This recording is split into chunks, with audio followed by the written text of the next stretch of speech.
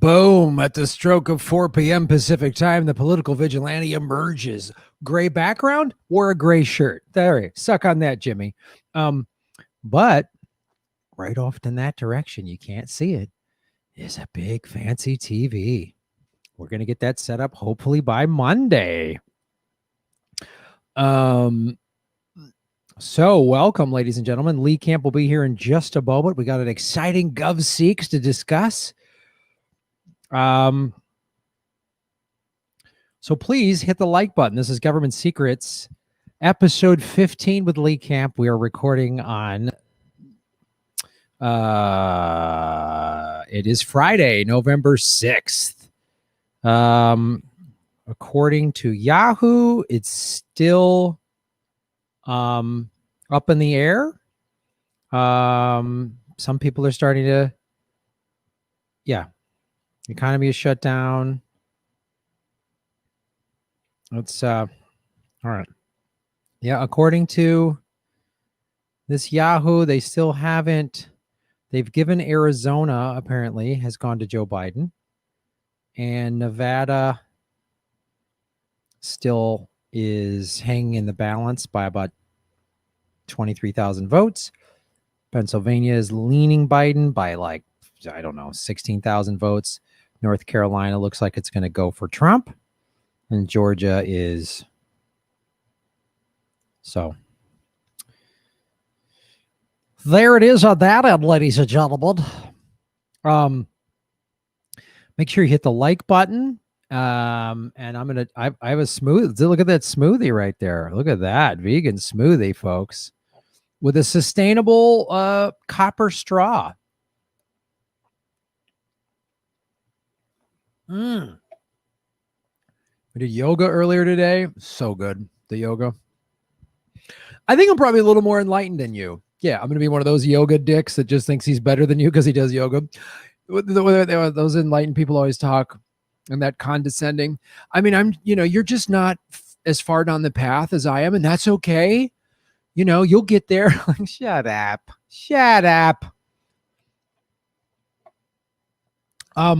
Got a new frozen fruit blend. This has got strawberries, pineapple, peaches, and some other thing. I don't know, but it tastes great. Oh, hello, everybody. Kate, our moderator, is here. You like my microphone. Thank you so much. I make everything gray because I know my face. This is where the electricity of the show comes off of. This beautiful moneymaker. This is what makes it happen. And I was trying to wear a nicer shirt. So I have one with this weird little pocket, like, I don't know, for like a kid to put their doll shoes in or whatever. Anyway, let me read the super chat real quick, then we'll bring Leon. Tony DeMayo, boom. Shaving Knuckles for Justice. Biden will likely win the state, Georgia, where men marry their cousins. Oh, come on. That doesn't help things. All right, let's bring on Lee Camp, ladies and gentlemen. Hey, how's it going, Graham? Good, buddy. How are you doing? All right. You just said two things I've never heard in sentences before. There was according. Well, I haven't heard in 15 years. There was according to Yahoo News. You actually said that out loud, which was amazing. I had no idea they hadn't been bought out by like Airbnb like years ago. I thought they were just part of the Twitch gaming universe. I didn't know. And then you literally rephrase it and you go, according to this Yahoo, which, yeah, it is according to this Yahoo. Is there a difference? No. No, not really. Some online Yahoos have claimed that that Biden has won some of these states. And then my reusable copper straw is knowing you a little, I kind of thought maybe you were using a lead straw, but it's good to see you've switched to copper. I did use lead for a while, but I don't know, I had nightmares. It was weird.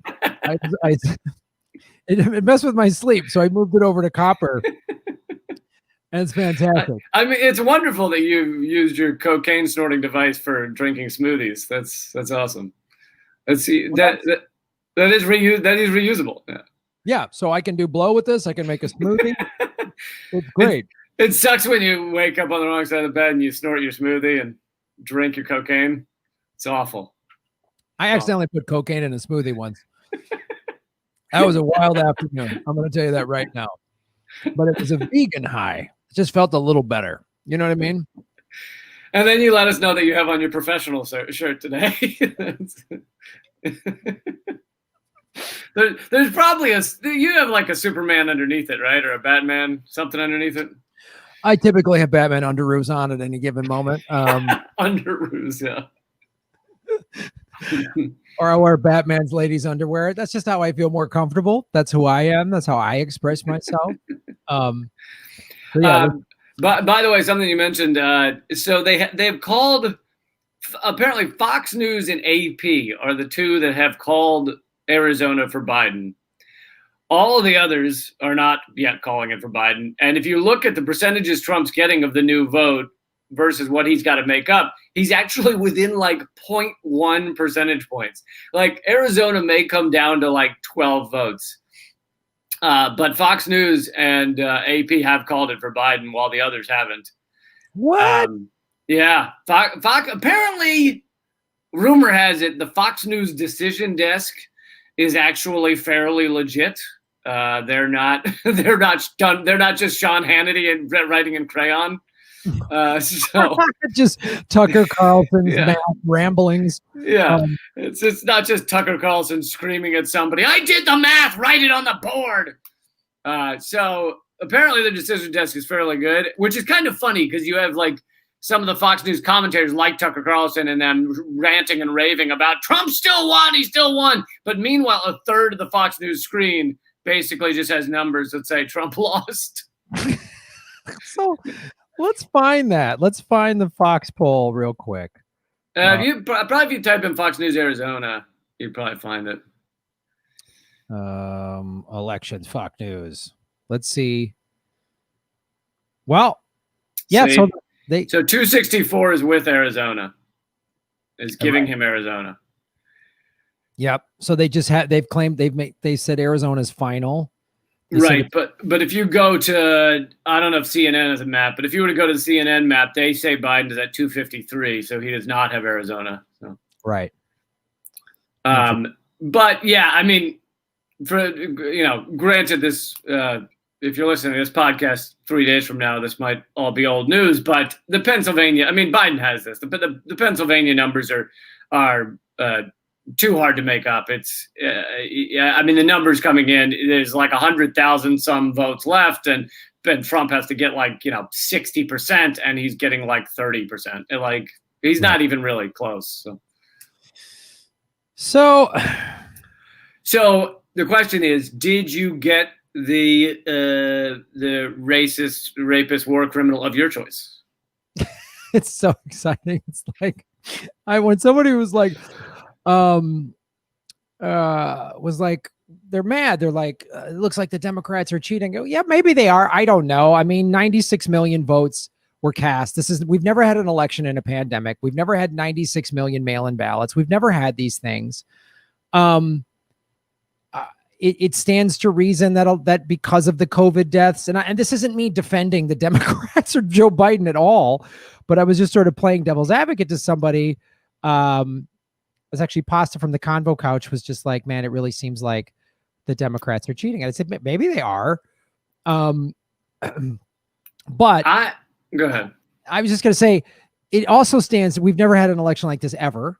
And it also stands to reason that Trump's mishandling of COVID was and I've never seen a get out the vote effort like this in my life. I've never seen it this much of a get out the vote effort.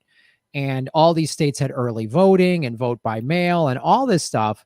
So all the vote by mail is going to take time to tally. Like that's just a fact. That's going to happen. But either way, it's like who's fighting over this is like, it's like the Titanic sinking and we're bitching at, is it the captain or the guys who built the boat and it wasn't as safe? Who gives a shit? The boat's going down. It's over. So what? Like, I tweeted something similar to that too. I was like, look, Biden has won this. I'm sorry if that upsets you, but you should save your anger for actually changing the system, not getting upset at which of the racist, rapist, war criminals won this election.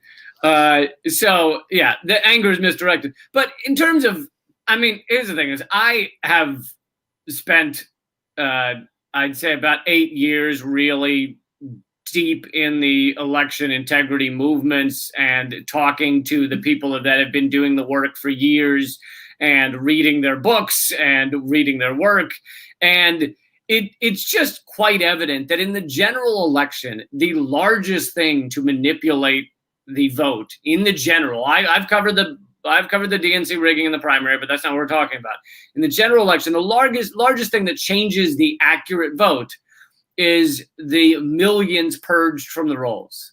And these are, because it benefits the Democrats to have as many people voting as possible, usually, this is almost exclusively done by Republicans in Republican states. And it's done mostly towards people of color. Now, it's not a smart bomb, so it's not just people of color. It is people of color, poor people, younger people, but percentage-wise, it's far more people of color that get purged than anything else. And so if someone wants to get upset about, this election is not accurate, they're welcome to do that. But if you were to really have a legit count of all the votes, Biden would be winning. The Democrats would be winning by more, not less. And right now they're talking about all these. There's 100,000 provisional ballots in Pennsylvania that still need to be counted. Now, those could go a little more evenly to Trump because provisional ballots tend to be cast in person. So if a bunch of most Democrats mailed in their ballots, whereas most Republicans showed up in person, then of that 100,000, more so could go to Trump. However, you got to take into account that provisional ballots are far more filled out by Democrats because those are the ones far more purged from the voter rolls. So you have a lot of, black and brown people showing up, being told they're not on the registration, being upset about it, but then they're given this ballot they think is real, called a provisional ballot, that is often not counted. And so, I mean, even of the provisional ballots, that's probably the best you can hope for is probably, meaning Republicans, would be a 50-50 split. And that's not enough to get Trump to win Pennsylvania at the end of the day. And then if you really want to get deep into it, all those provisional ballots, as far as I know, are filled out in person. And these are all people who were purged, 100,000 people that were purged that showed up to the vote, weren't allowed to vote because they weren't registered, but most of them should have been registered, but were purged. And those are the ones that showed up in person. If you had that same process via the mail votes, then you would have hundreds of thousands more Democrats able to vote. But in the mail votes, if you're not registered, they just throw it in the fucking trash can. So probably hundreds of thousands of mail votes were thrown out because of the purging done in this country. And, this is standard. Yeah, I mean, we know this. It's the same tactic in the primaries. I mean, the Democrats purge the provisional ballots in their primaries because they know most independents are going to vote for the progressive. Obviously, the last two times it's been Bernie.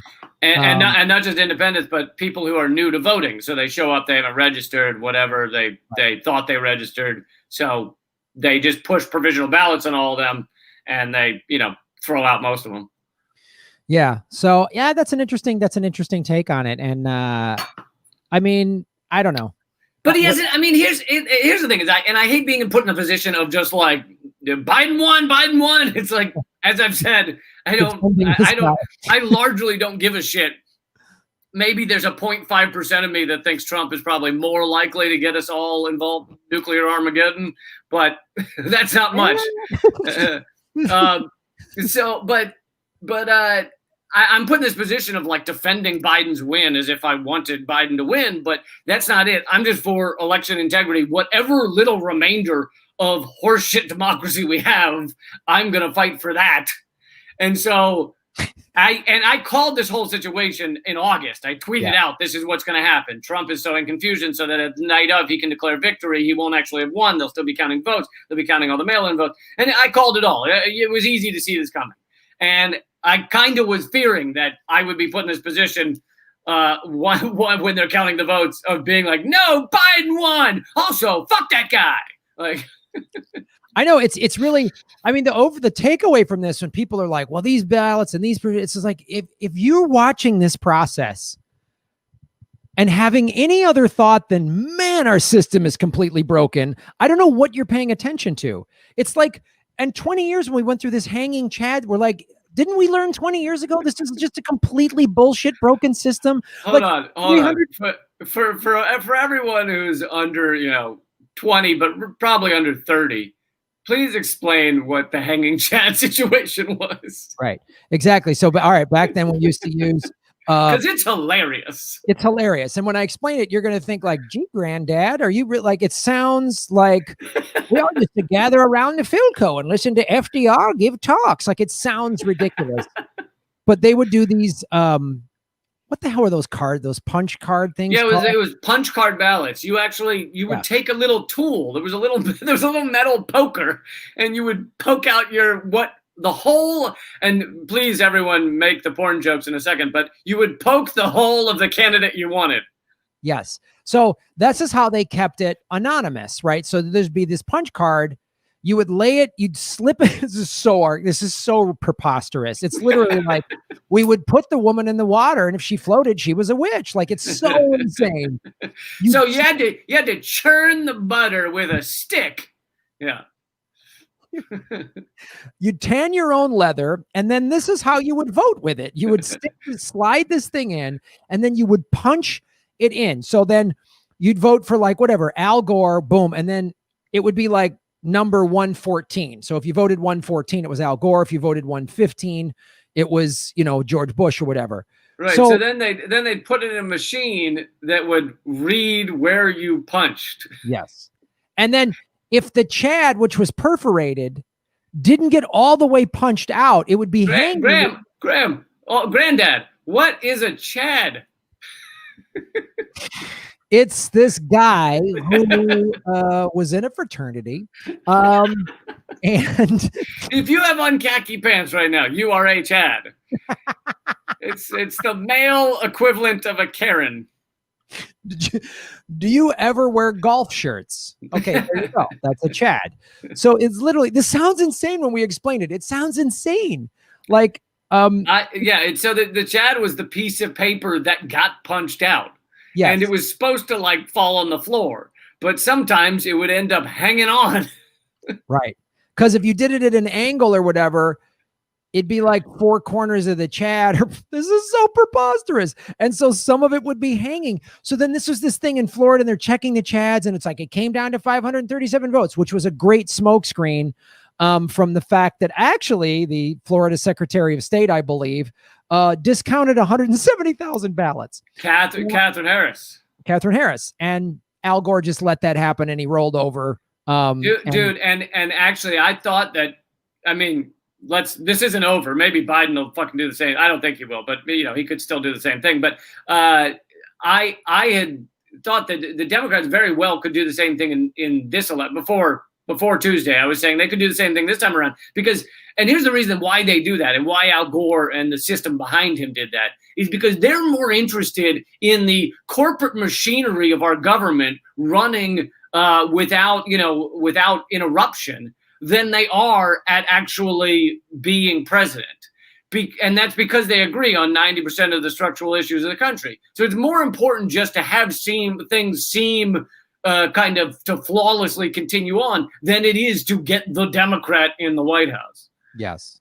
It's insane. It's a punch card is what it was technically called. First of all, we forgot to really do a formal intro, ladies and gentlemen. 391 people watching. Please hit the like button, but you are watching and listening to Government Secrets, episode 15. With Lee Camp and Graham Elwood.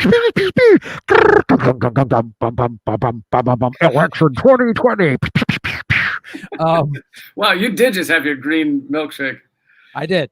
You are fired up. My reusable copper straw.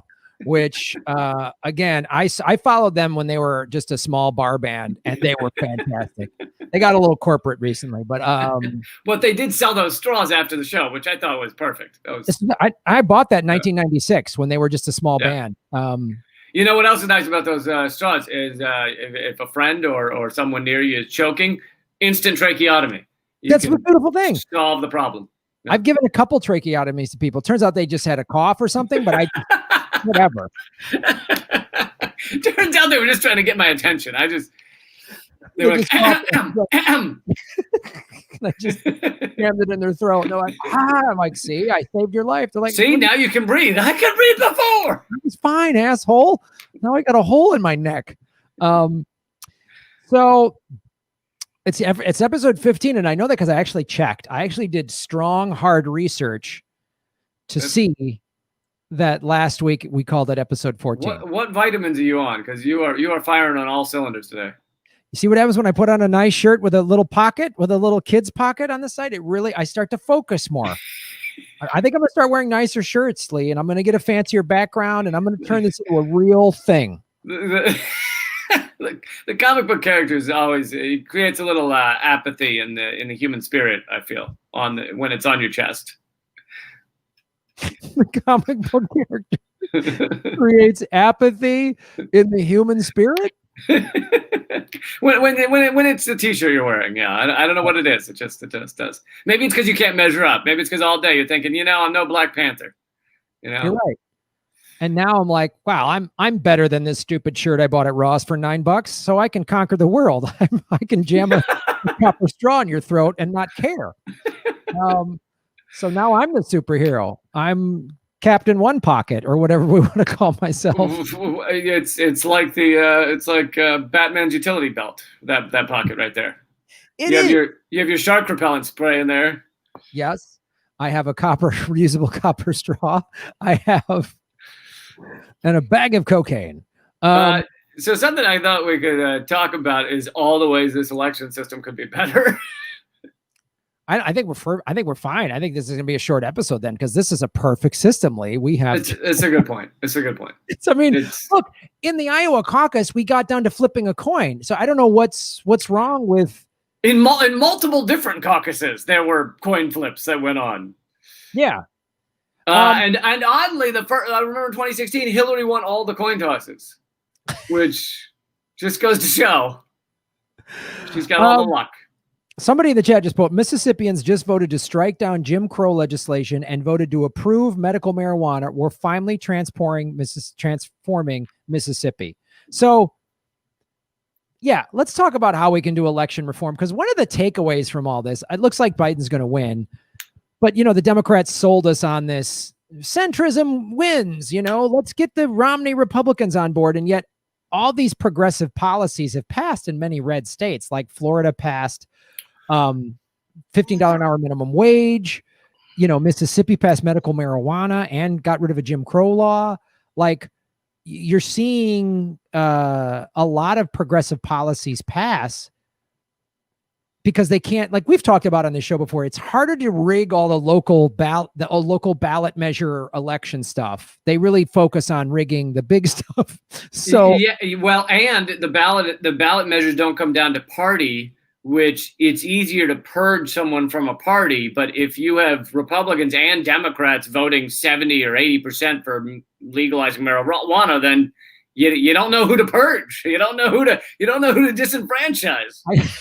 Well, this is, you see, that answers your question. That's a great thing, because also, like, Fox News put out an exit poll saying that 72% of their people basically want government-run healthcare, which Medicare for All is not government-run. That's a bullshit. But even under that fake slanted framing of Medicare for All, still got 72% of people from Fox wanting this to happen, which is why they go, oh, the majority wants all these things. That's why we'll give them the choice between no Medicare for All with science and no Medicare for All without science. So, well, yeah. So this whole thing is a great point. This is how our government system, our legislators have been captured by the corporate state. So they're not doing any of this shit. But if you talk to people, average human beings in America, and you say, do you want this? Do you want this? Do you want this? Do you want to decriminalize marijuana? Do you want health care? Do you want, like, they run, it's like 70, 80% want these things, $15 minimum wage, all that shit. But the government doesn't do any of it, because, you know, my favorite study, the large Princeton study, measured 1,779 policy issues and found that the American people have zero impact on getting anything through government unless it aligns with corporate interests. But in this past election, every single ballot initiative that was against the drug war passed. In all these states, in conservative states, South Dakota, and, you know, DC decriminalized psilocybin, and marijuana. What's that? Oregon passed a very progressive, like, Oregon decriminalized all drugs. It's fucking incredible. It's and that's proven. And for anybody out there who still thinks like, oh, that's going to be a shit show, everyone's going to be running around with heroin needles hanging out of their eyes. Actually, Portugal was the first to decriminalize all drugs, or I don't know, maybe the first Western country or something. But and it has been doing great. It has the second lowest overdose rate in all of Europe, and it's helped people immensely, because drugs can be looked at as a health issue rather than a lock them up issue. It's exactly correct. And this is the thing: people are going to be running around with heroin needles. They already are.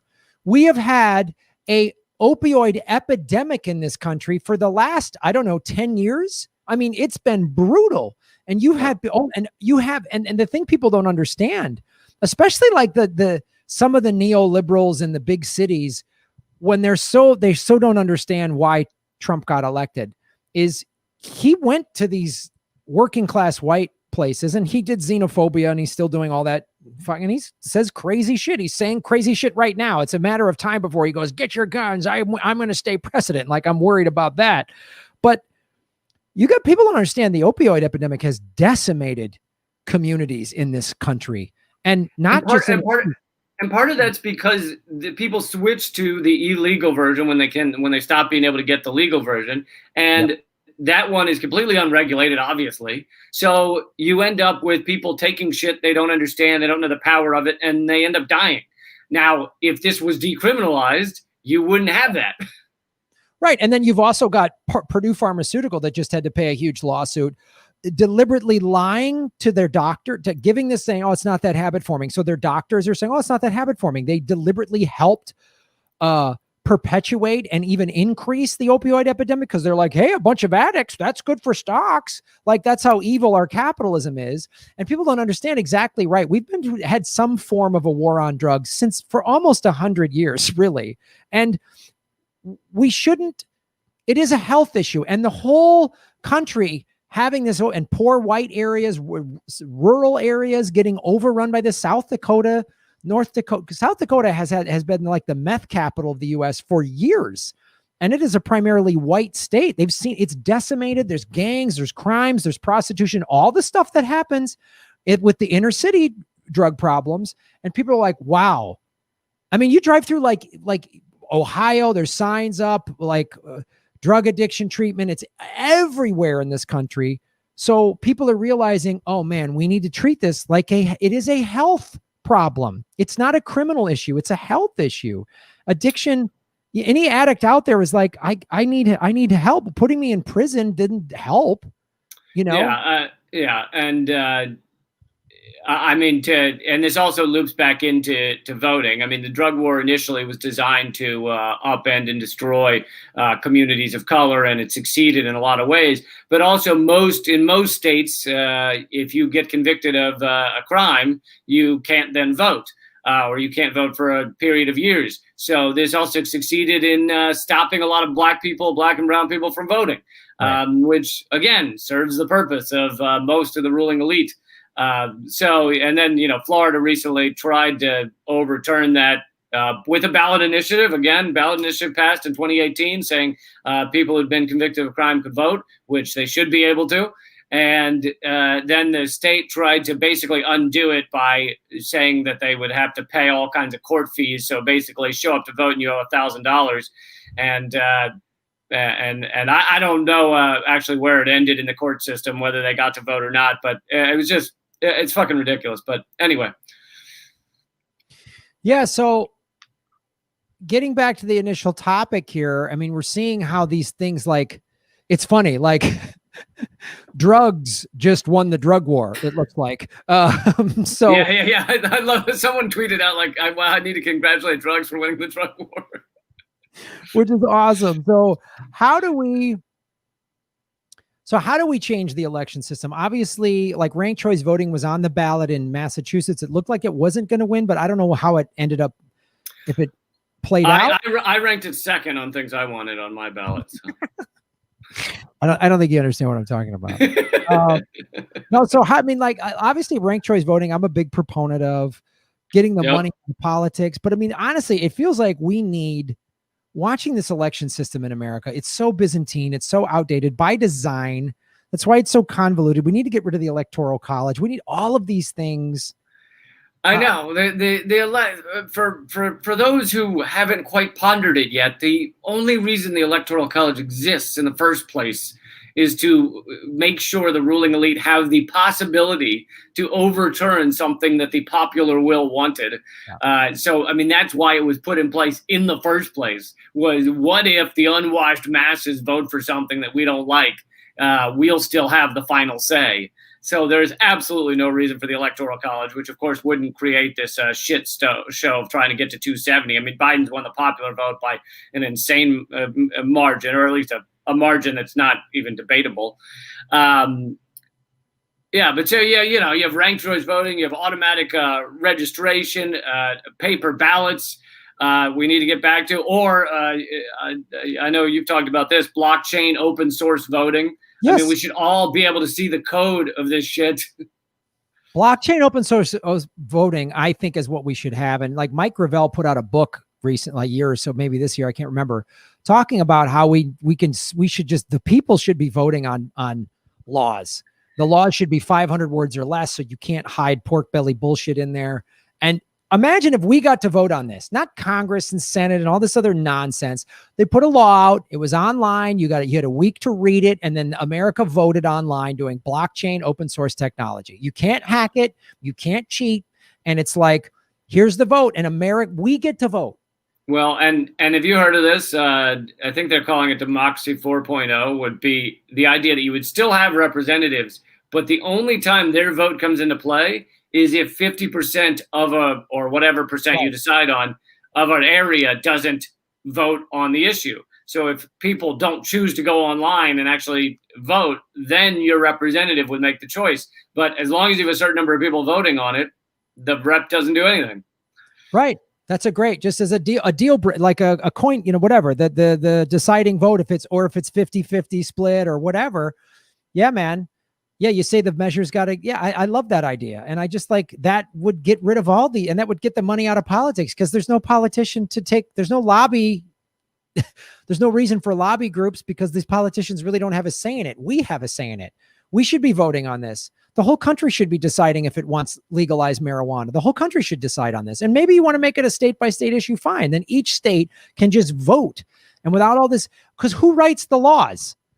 These liars and these think tanks that are paid by lobby organizations and everything else. That's the thing in Gravel's book. It's such an easily laid out plan.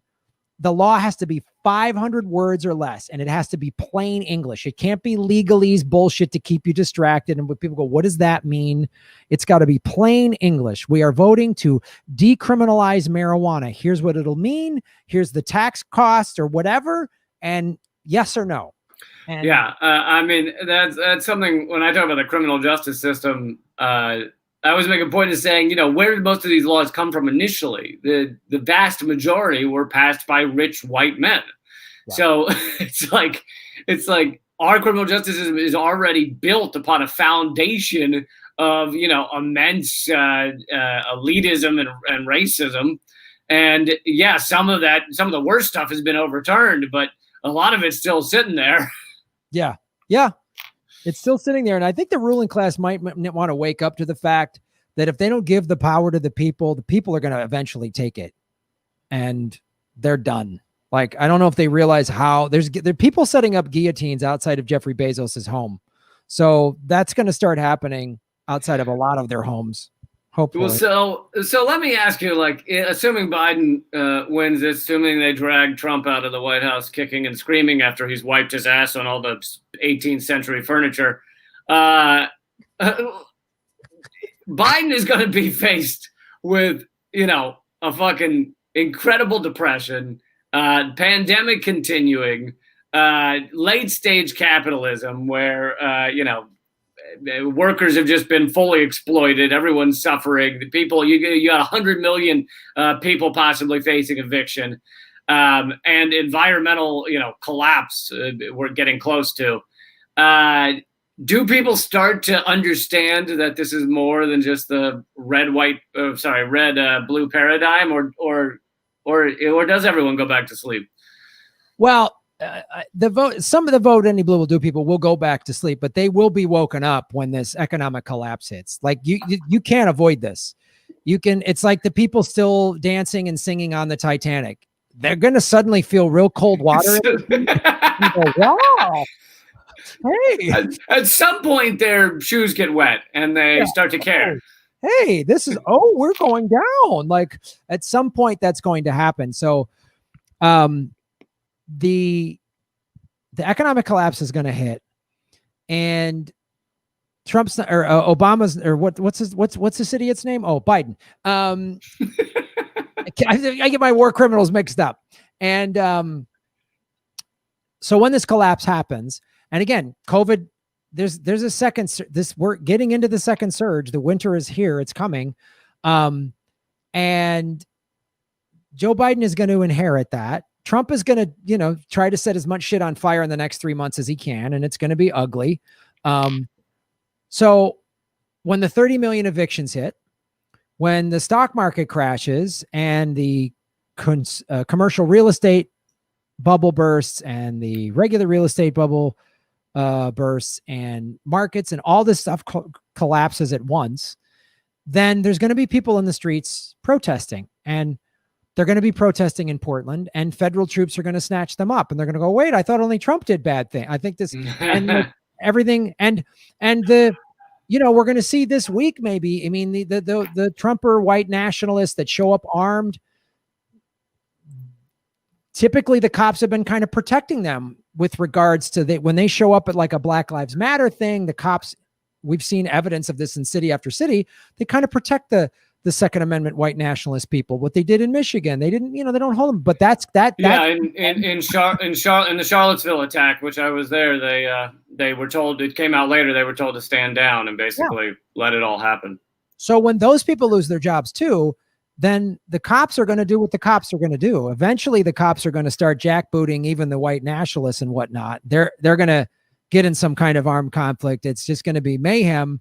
And maybe then people will realize, oh, we're in class warfare. Oh, maybe then that'll happen because, there's not another stimulus bill coming. And I don't care what your political affiliation is. And you can blame it. Who are you going to blame? Pelosi and McConnell? No one's passing it. Both parties have to get together to pass it. So if it's not passed, you blame both parties, and people are not going to have money. Even if it passes, it's going to be more of the same. It's going to be, another $1 trillion for Wall Street and another 1,000 for each American or whatever. And that runs out. That doesn't last long. Yeah. And it's going to be, and everyone's going to have to really be confronted with the fact that, like, it is collapsed. There's nothing. Both parties don't give a shit about us.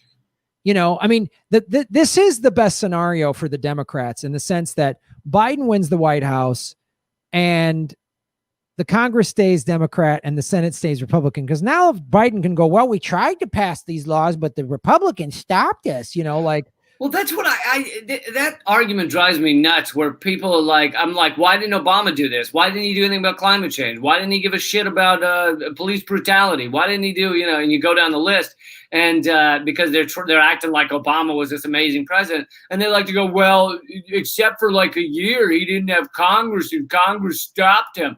It's like, dude, Trump showed you what could be done if you just did it all. If you just, like, as the president, if you just announce things, if you put signing statements and all kinds of shit, you can do all kinds of stuff. But Obama and the structure, the structure of the presidency, they don't want to do it. They as long as the fucking Wall Street is running fine and the endless war is running fine and the propaganda telling people not to pay attention to those things is running fine, there's really no incentive for them to give a shit about the other stuff. Yeah. So it's going to be people are going to be woken up whether they want to or not. And they're going to just, the American empire is collapsing and in real time. And this, like, blaming this party or that party or this election in that state, they didn't count. The whole system's broken, and you're seeing how broken it is. And it's like, I don't know. People are going to have to wake up, because they're going to be forced. People are going to be forced into the streets when they get evicted, or their whole industry gets wiped out. So I don't know. Yeah, that's how that checks out. So. Yeah, I'd say so. It'd be a good time, as it's kind of all collapsing. It'd be a good time to reevaluate, our whole system and our economy and why it works this way and why you need endless consumption or instantly everything goes down.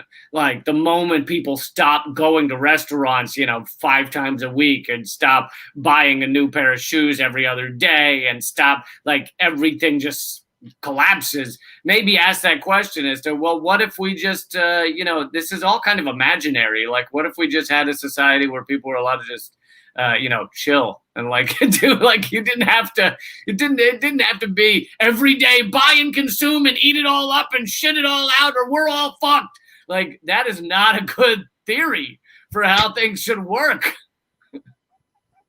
Isn't that Amazon's slogan? Eat it all up and shit it all out, or we're fucked. I totally think it is. I think Amazon Prime, $14.99 a month. Eat it all. Eat it all up and shit it all out. Hurry, do it now. The economy needs you. We need you. Eat it all up and shit it all out. And if you're full, buy stuff for your pets to eat up and shit out, okay? Because they can help you in this pursuit, or else we are fucked. Just keep buying, please. I think that was the motto. It didn't fit on the box, so they had to wrap it around the side. They need a tiny URL kind of version for that just eat it all up and shit it all out. All right, let's go to another segment. Government secret segment number, I think 2, kind of maybe 3. We were talking about the election, then we did election reform, so we'll call this the third one. And there might have been something about the drug war. Yeah, that was maybe this is 3.5 or 3A or 2.6. I want to talk about my top 10 favorite American top 10. I found this article from when we were backing, when we backed Nazis in Ukraine because we didn't like Putin so much. I thought we were still doing that. We might still be. You remember when Hunter Biden? I think we're still high-fiving some Nazis. We are high-fiving Nazis. We've talked about on the show Operation Paperclip, Operation Bloodstone. We have been high-fiving Nazis since back in the day. So I wanted to show. I found this is what I'm really excited about. The top 10. There's this article in Salah, but they go through the top 10 like fascist dictators and drug lords that the United States has backed in its illustrious history. Since we have a fascist. This sounds like a tough list to shrink down to 10. You would probably, it's like my top 10 favorite movies. I started with 100. I've got it down to 10. Yeah, it's the whole list in this article is 35, and I was like, we don't have time for that, so I'll just make it a top 10 because this will be fun. But yeah, it's since I wanted to talk about A, it's a government secret. B, we have a fascist in the White House, and probably a different type of fascist is going to be sworn in. So it's exciting. It's exciting in America. So number 10, El Salvador. The civil war that swept El Salvador in the 80s was popular uprising against a government that ruled with utmost brutality. At least 70,000 people were killed and thousands more were disappeared. The UN Truth Commission, set up after the war, found that 95% of the dead were killed by government forces and death squads, and only 5% by FLM and guerrillas. The government forces responsibility for this one-sided slaughter were almost entirely established, trained, armed, and supervised by, you guessed it, Lee, the CIA. That's right. Hey, ding, ding, ding, ding, ding. Ding, ding, ding, ding. Graham, can you please have a channel where you just read about death squads in the game show voice?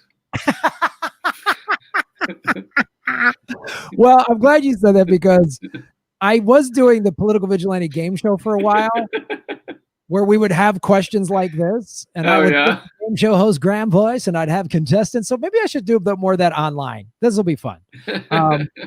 Because it was exciting. U.S. Special Forces and the U.S. School of the Americas, the UN Truth Commission found that the units guilty of the worst atrocities, like the Al-Qadi Battalion, which conducted the infamous El Mazout massacre, were precisely the ones most closely supervised by American advisors.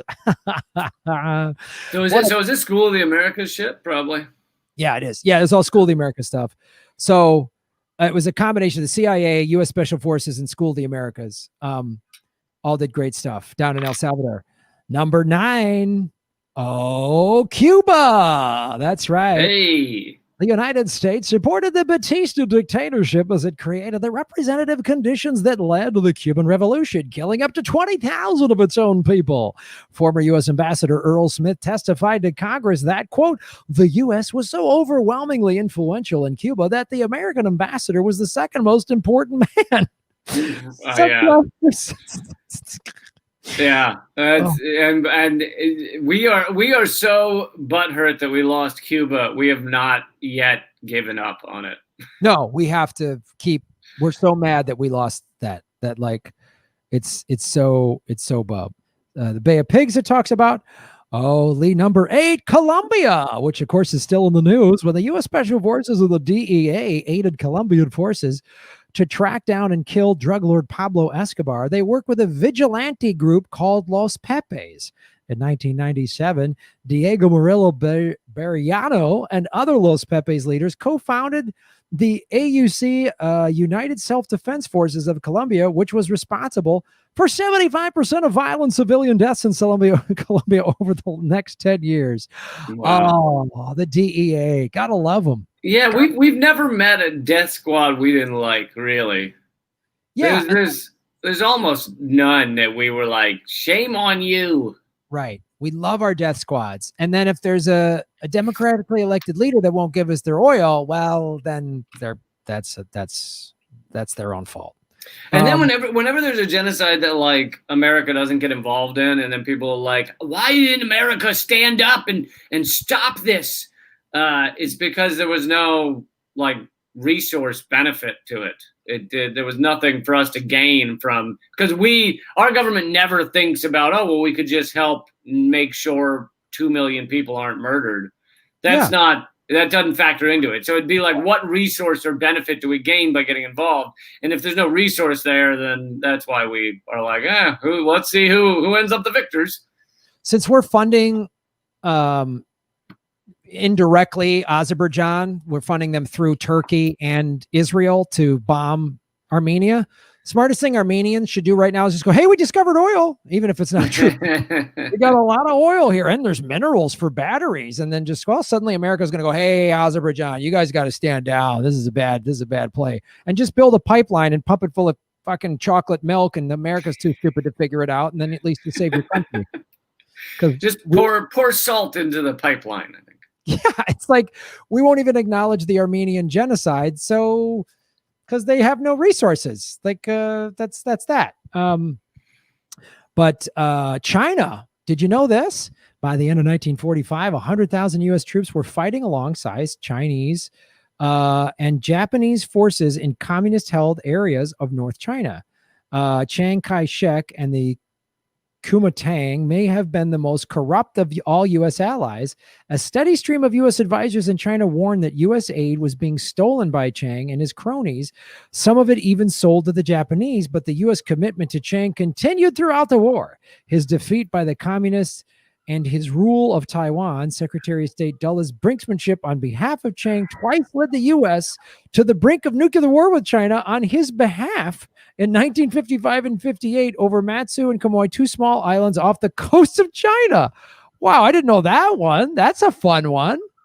That is a fun one. I love being on the brink of nuclear war. Oh, it's so great. It's another thing to just realize that could happen at any moment. Like, number 6, Chile. We've talked about Chile before. Yes, we have. When Salvador Allende became president in 1970, President Nixon promised to make the economy scream in Chile. The U.S., Chile's largest trading partner, cut off trade to. It's our old friend sanctioning. You might know this from such past episodes as Venezuela or Iran. That's right, Lee. It's sanctioning, America's favorite passive-aggressive form of war. And it cut off economic. The CIA, there they are again, and State Department had conducted sophisticated propaganda operations in Chile for a decade, funding conservative politicians, parties, unions, student groups, and all forms of media, while expanding ties with the military. After General Pinochet seized power, the CIA kept Chilean officials on its payroll and worked closely with Chile's DINA intelligence agency, and the military killed thousands of people and jailed and tortured tens of thousands of more. Meanwhile, the Chicago Boys, over 100 Chilean students sent by the State Department to study under Milton Friedman at the University of Chicago, launched a radical program of privatization, deregulation, and neoliberal policies that kept the economy screaming for most Chileans throughout Pinochet's 16-year military dictatorship. It's weird. It almost seems like they've been doing that here in the States to set Yeah. And I think we talked about some last week. Chile just voted to overturn the Pinochet constitution that had been, even after he was out of power, they were fucked by the constitution that wouldn't allow them to actually benefit the people. So that was a huge vote just a few weeks ago. Well, you're seeing, like, we've talked about Bolivia on the show, and Colombia. Some of these countries are starting to regain their sovereignty back, despite the best efforts of the evil American empire. But guess who's number 5, Lee? Well, hold on. Actually, airing right now, or aired like an hour ago, on the new Redacted tonight, I spend the opening 10 minutes covering the 3 big moments of pushing back against CIA-backed coups in the past couple years. 2 of them this year.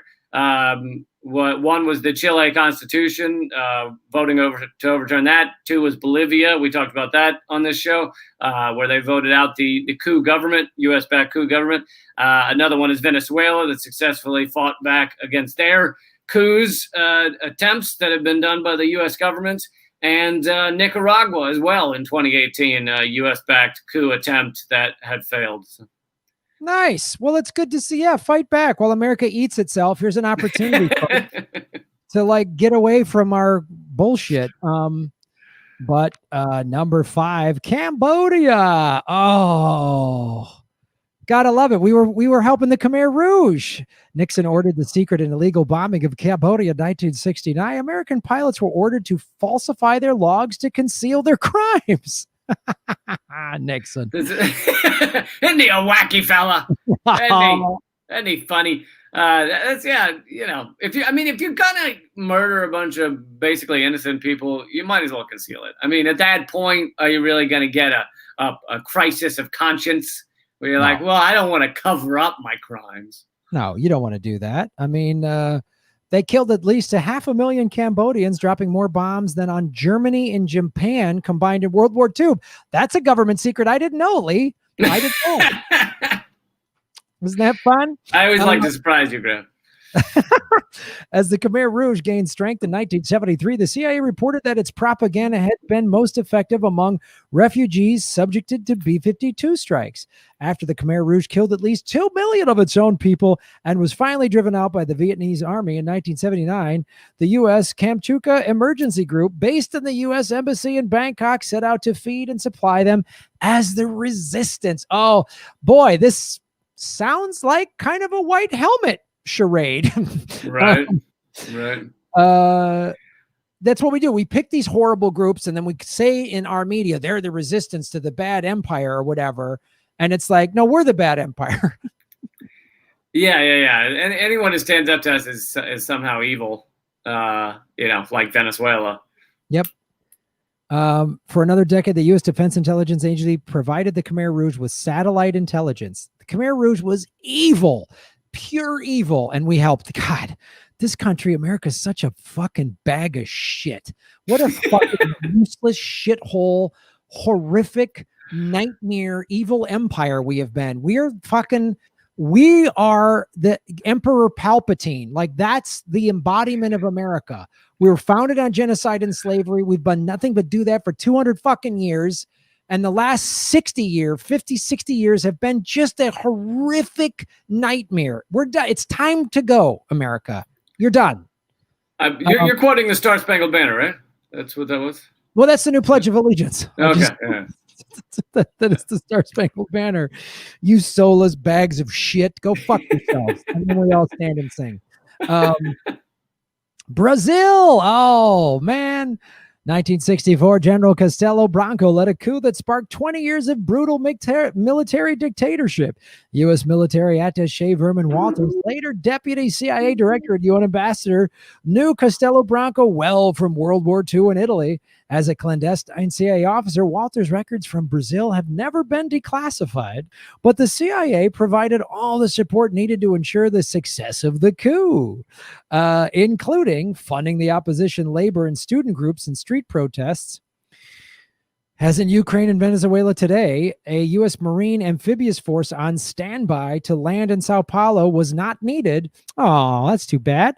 Like other victims of U.S.-backed coups in Latin America, the elected president, Joao Goulart, was a wealthy landowner. Weird. Those guys keep popping up. Not a communist. Oh, God.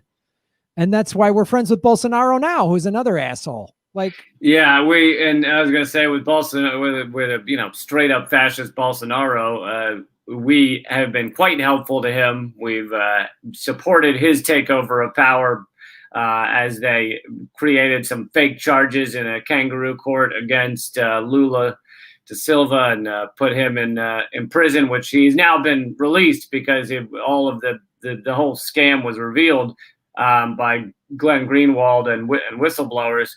But we love Bolsonaro. Trump loves Bolsonaro. Wall Street Journal endorsed him for his presidential run, and we just love a good fascist in Brazil.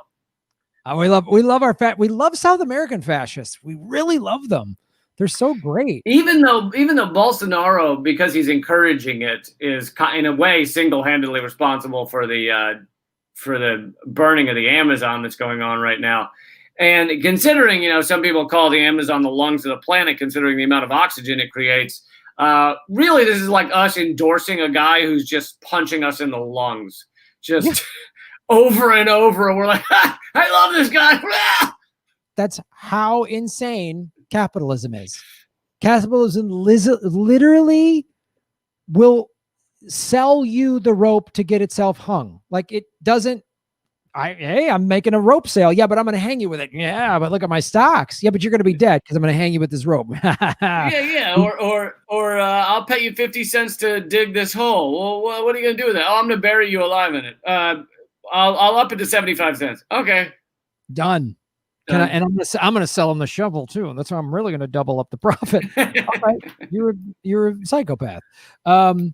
Speaking of South American dictators, Argentina comes in at number 3, Lee. U.S. documents declassified in 2003 detail conversations between U.S. Secretary of State Henry Kissinger.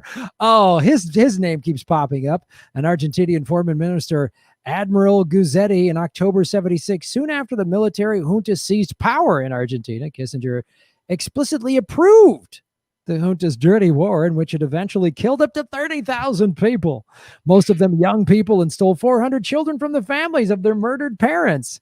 Thank you, Kissinger. And keep in mind that even like this is not, most of this is not hidden. Everyone knows this about the blood on Kissinger's hands and stuff. But it's standard operating procedure for America. And the Democrats, to this day, Kissinger's like 147 years old. To this day, they continue to tout him like Hillary Clinton was like, Kissinger endorses my campaign. He's a good friend. And, I think Kissinger might have even endorsed Biden. But it's just like the Democrats, as well as the Republicans, are just like totally cool with everything Henry Kissinger did across his life. He is horrific. He is an awful war criminal. Of course, he's friends with war criminal Hillary Clinton and war criminal Biden. They're all filthy war criminals. Well, it's a small club, you gotta.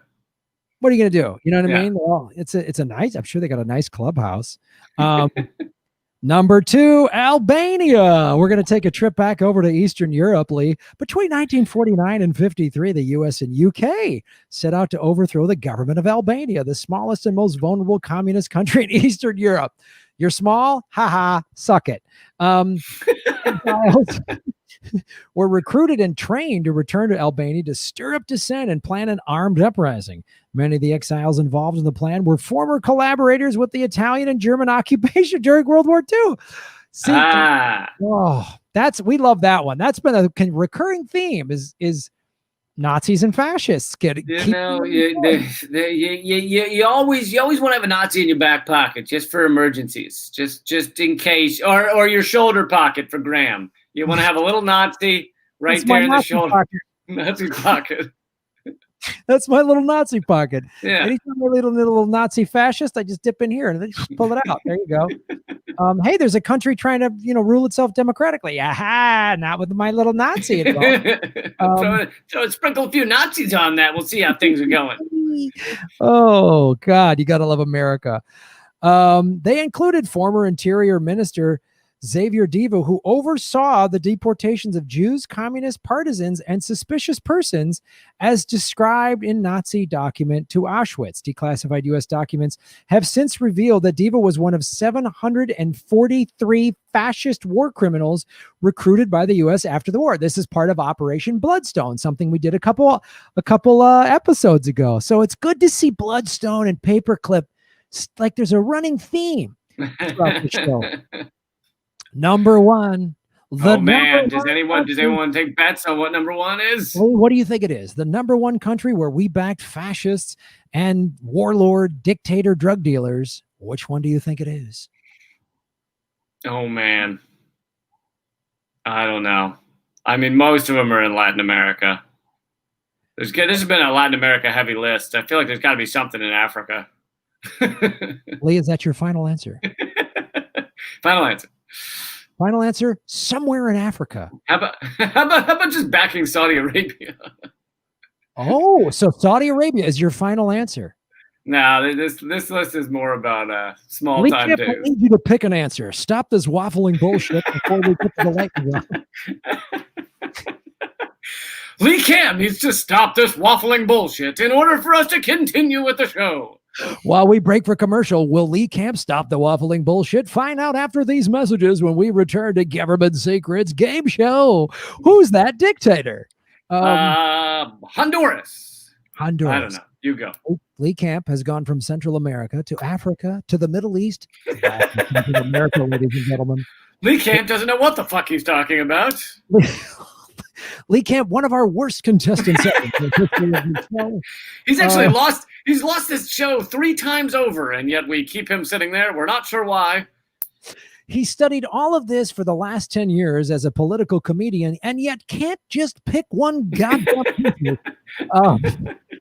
Ladies and gentlemen, the correct answer. Our longest running war, Afghanistan. Oh, That's right, nice. Lee Camp. You got Nice. close to Saudi Arabia. You got in the backyard, but then you jumped ship like a scared little baby over to Honduras. It doesn't sound mean when you do the game show voice. You can say anything horrific and get away with it, right? Well, I was thinking, is it possible the game show voice makes everything better? Like, this has been far more easy to listen to. But I've enjoyed listening about all the horrors of America because it seems quite fun with the game show voice. But I'm like if the game show voice guy was like, hello, Lee, you've walked in on me fucking your wife. This is uncomfortable, and I'm sorry about this, but I am winning, and you are losing. Yeah, it wouldn't be that bad. Your wife said I gave it to her better than you did, and we'll find out more after these messages. And as a parting gift, here's a coupon to Denny's. A parting gift, you get this IHOP gift certificate for $50. Take you and your family to go get some IHOP. Oh, Afghanistan of the 1980s, the U.S. worked with Pakistan and Saudi Arabia. Oh, that was on your short list, Lee, to overthrow Afghanistan's socialist government. It funded, trained, and armed forces led by conservative tribal leaders whose power was threatened by their country's progress on education, women's rights, and land reform. God forbid the Afghanistan people actually get nice things.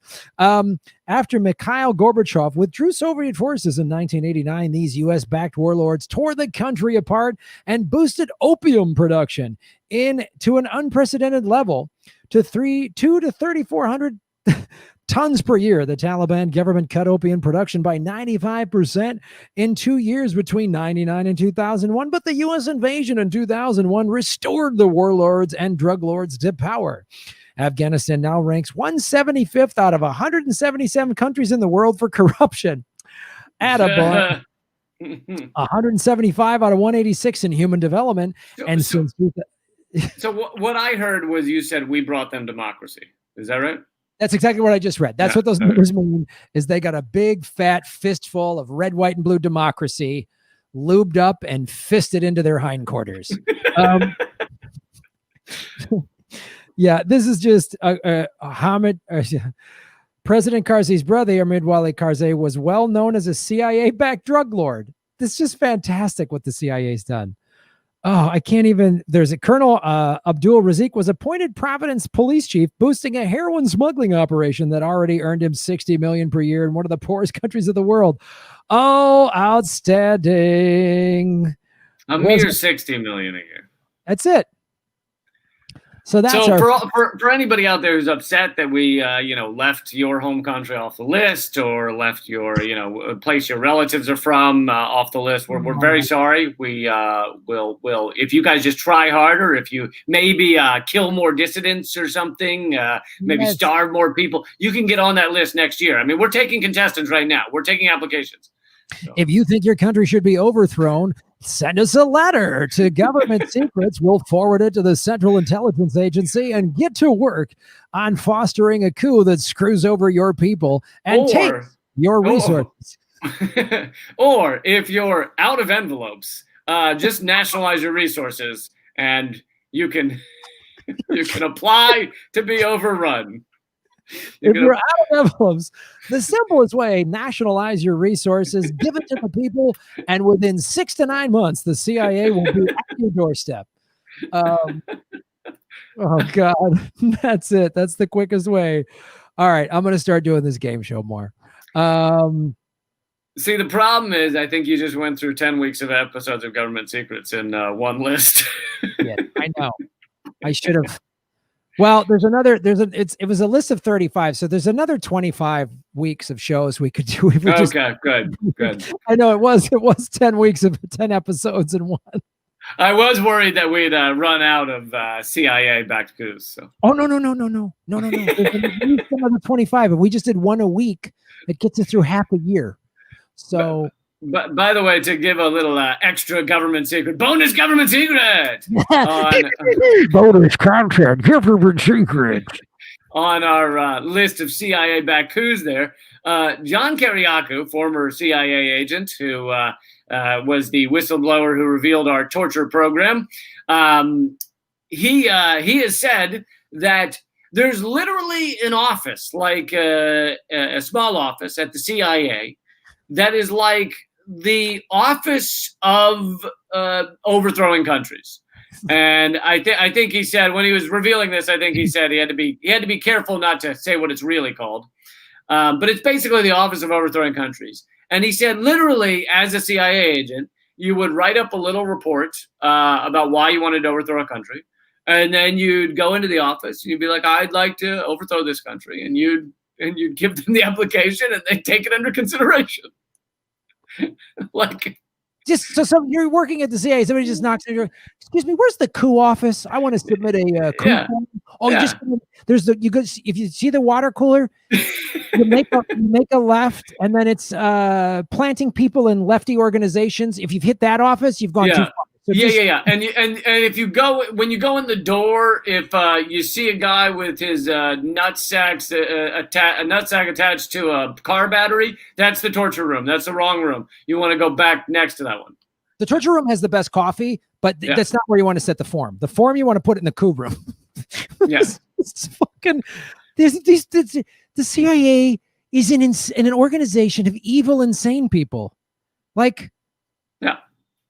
I want to submit a coup. I want to submit a coup. So do I. Like, what? How come my coup didn't get picked? Like, oh man. Yeah. Do you have any idea how long I spent researching that paper I wrote on why we needed to coup them?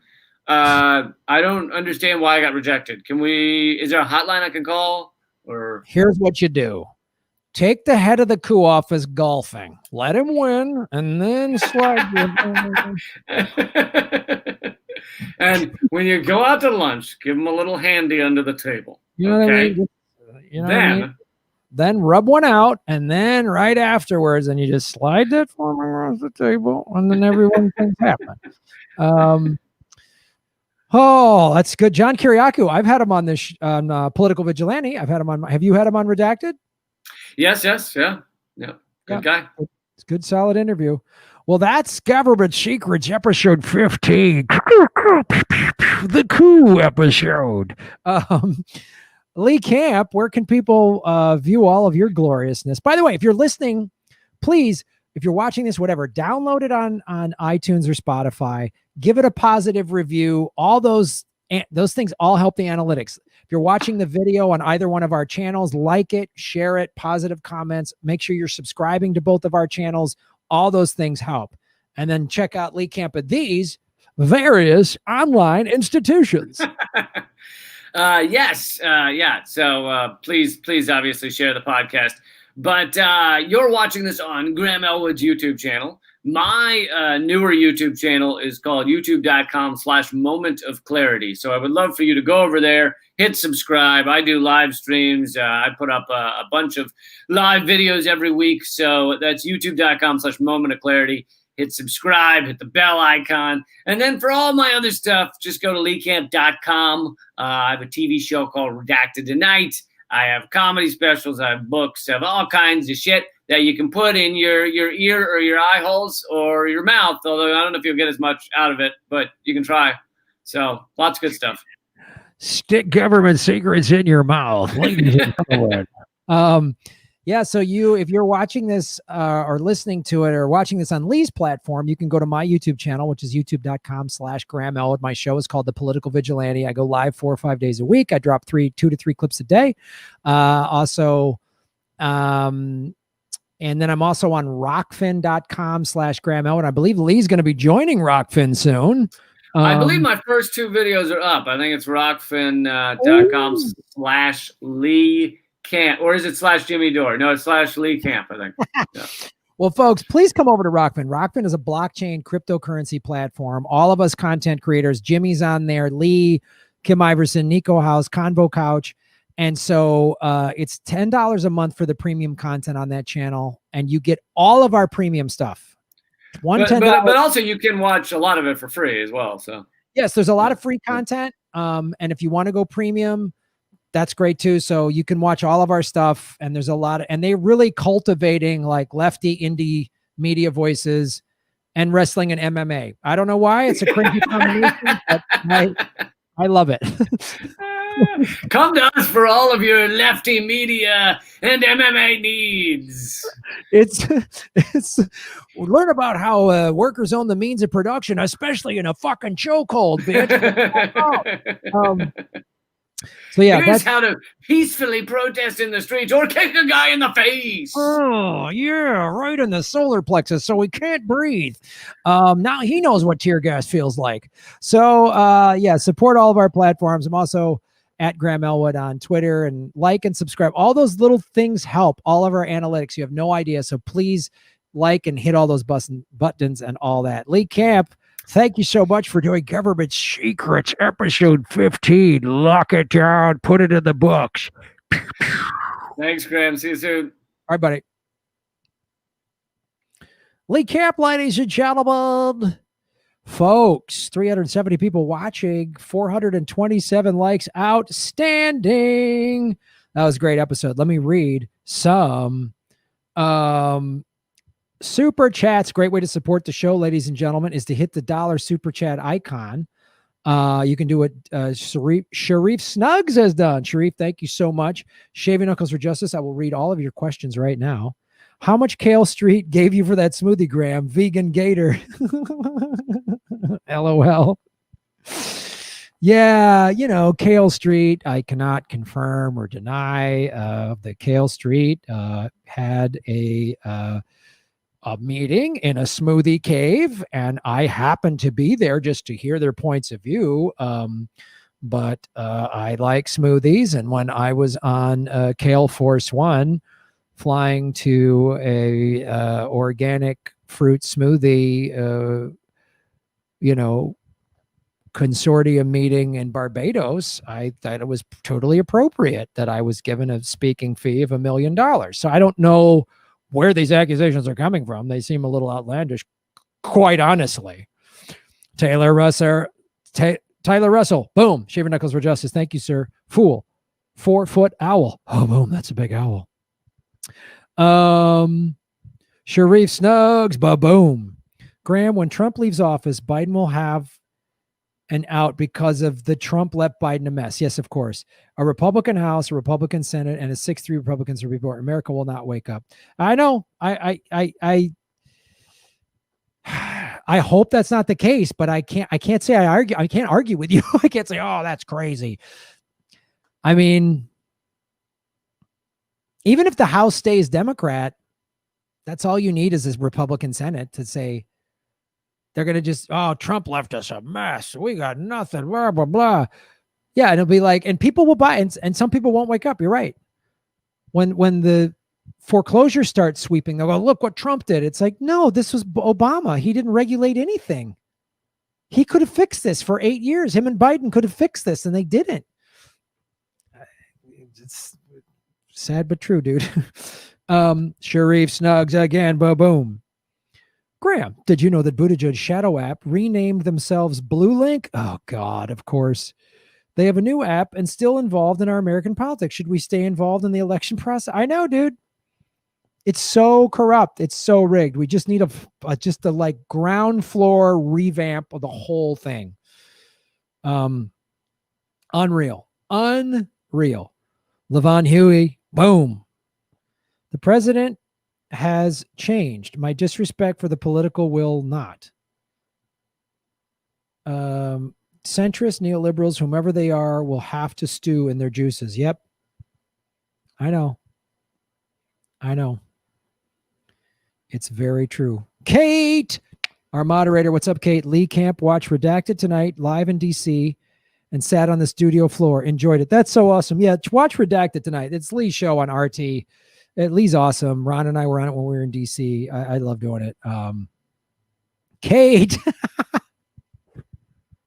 Shaving Knuckles of Justice. Holy shit, this makes me laugh out loud. Where are Graham and Lee going for brunch this weekend? Yeah, once Biden wins, we're just going to brunch. It's all good. It's fixed. We fixed all of America's problems. Racism started under Trump. Wealth inequities started under Trump. Yep, we just fixed it. America only was great until for just these last 4 years. It was bad. But now it's fixed. We did it. It's fucking hilarious. Oh, God. What the fuck with this country?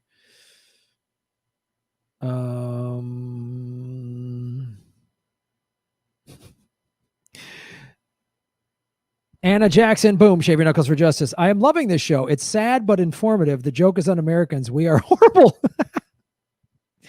Oh, yes. And hello, everybody on the Rockfin for watching. Go, Ms. Callie, Ivan Travolsky, Mary Hale. What's up? Nikki Six. Thanks, everybody over on the Rockfin for checking us out. And everybody on the Facebook. What's up, Facebook? What's up, Facebook? What's up, Facebook?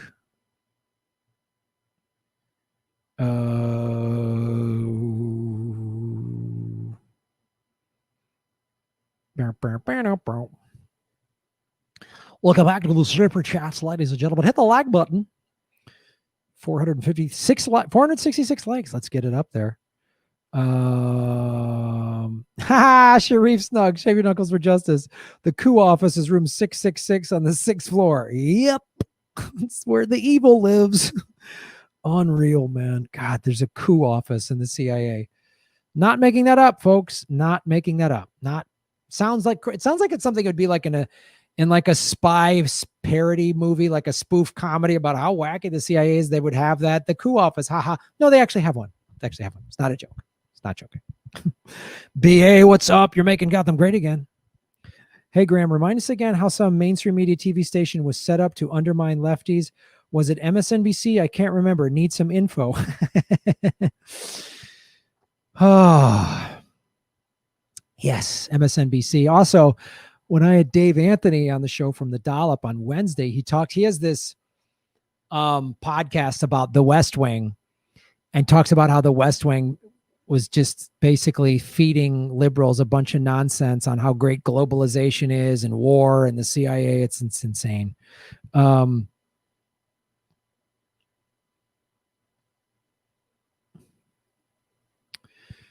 Thanks for the show. Crazies in the comments. Take your meds. Everything isn't a conspiracy. Science is knowledge. It literally means knowledge. Oh, drop coup kick.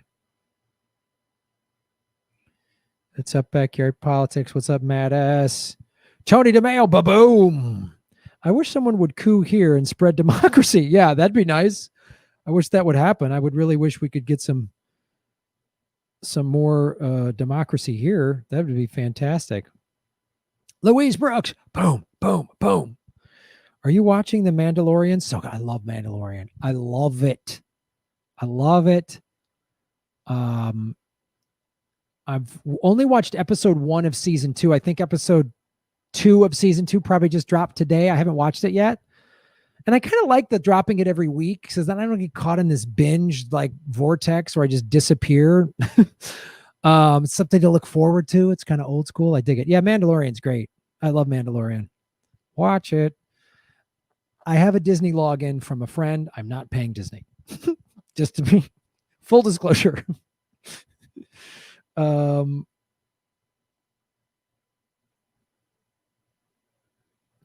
Yeah, Kate's talking about a great way to support the show is go to Venmo, Graham-Elwood, patreon.com/Graham Elwood Rockfin. So if you send me something on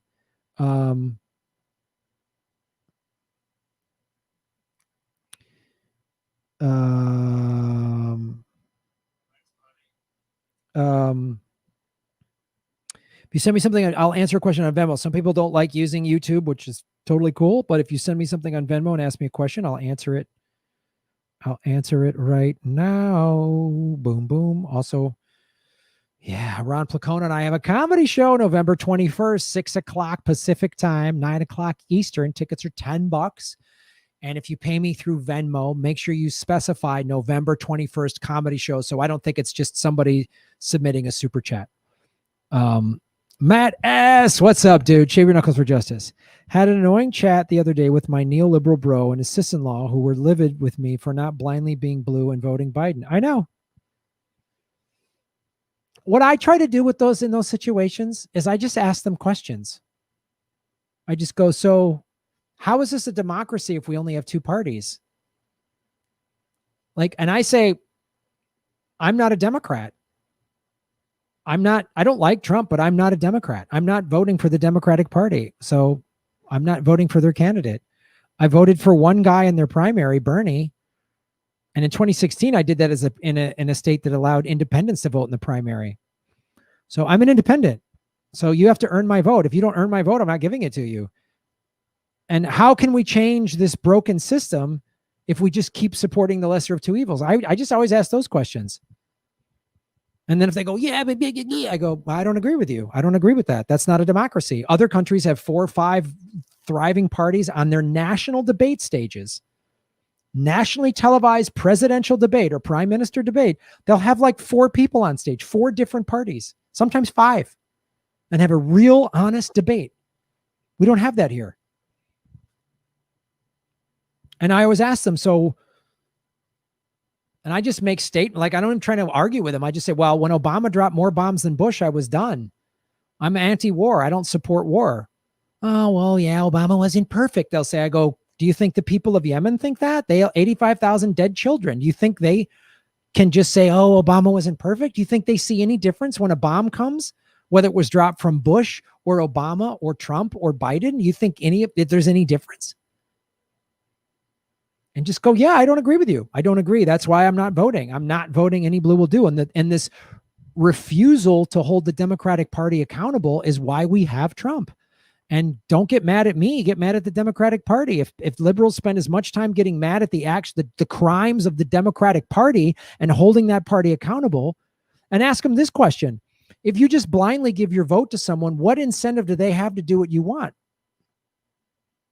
The only thing you have is to withhold your vote, to say, I'm not voting for you unless you give me these things. It's just maddening. These people are just out of their minds.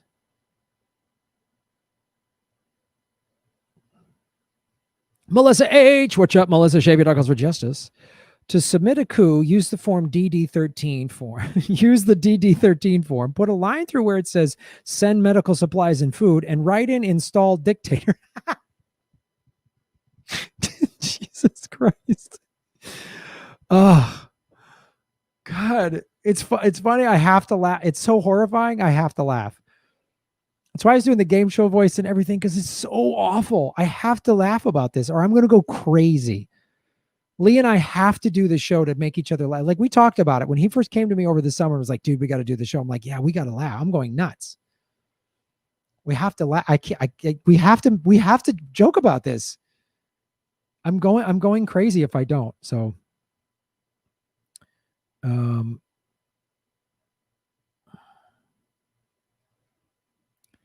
God, write a line through medical supplies and food. God damn it. Oh, unfortunately, that's painfully true, Melissa. Unfortunately, that's probably the form. Jesus Christ. Oh, God. Jason Weymouth, what's up? Shave your knuckles for justice, Jason. What we've experienced over the last 4 years is an evangelical coup. Yeah, I know. It's like if Trump wins, then the evangelicals get even more control. Biden wins, the neoliberal deep state wingnuts win. Like, there's no good outcome. There's no good outcome.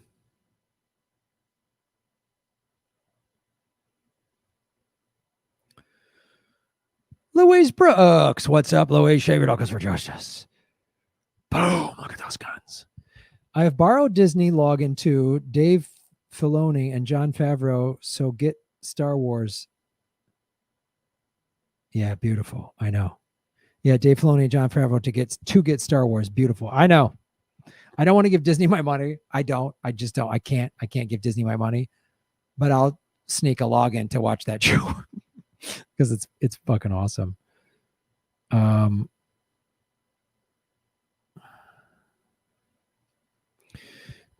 was an inside job just to be like Gulf of Tonkin in Vietnam. Yeah, I know. That's true.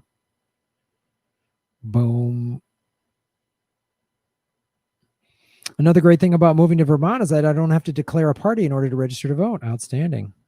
France has a communist national party. Yeah. They're a thriving party and they have candidates, and it's a real thing.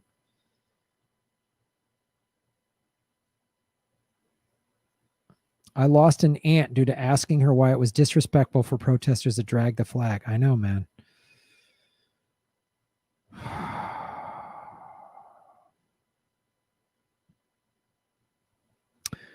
Any other place than Venmo? Yes, you can also do PayPal. If you go to grahamelwood.com, I have a PayPal button.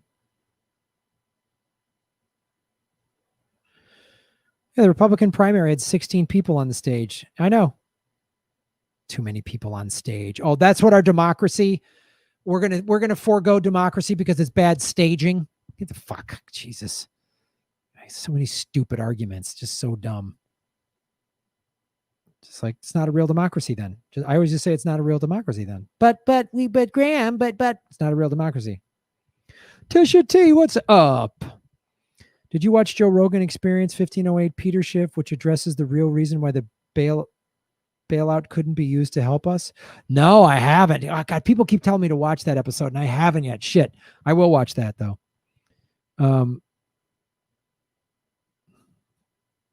It's also important to vote outside party lines. That's the only thing I hear. Yeah, you have to threaten them. Like, I'm going to vote you out of office. It's the only thing politicians fear is getting voted out of office.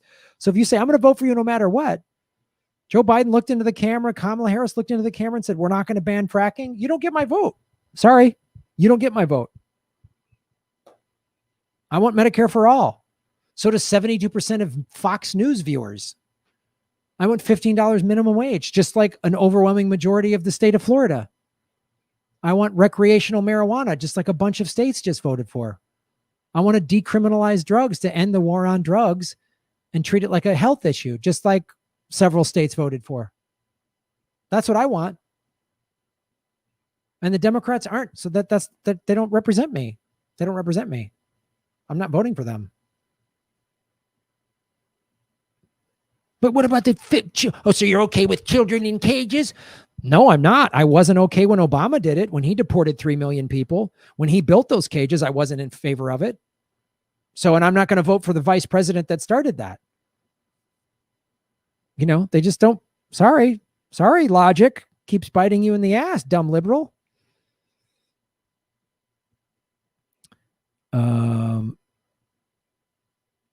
Tony DeMeo, it's tough to sit here while my bro and his wife talk about NPR. I know, man. I know. Make sure you get a Christmas card from Kate. Sign up for Redneck Economics and Backyard Politics. Nays Garden, what's up, brother? Shaving Knuckles for Justice. Biden's lead has grown to 4,000 in Georgia. Georgia went blue. Progress? Maybe. I don't know. It's a fair question to ask. Maybe more people getting involved voting. I don't know. Some of these red states going blue.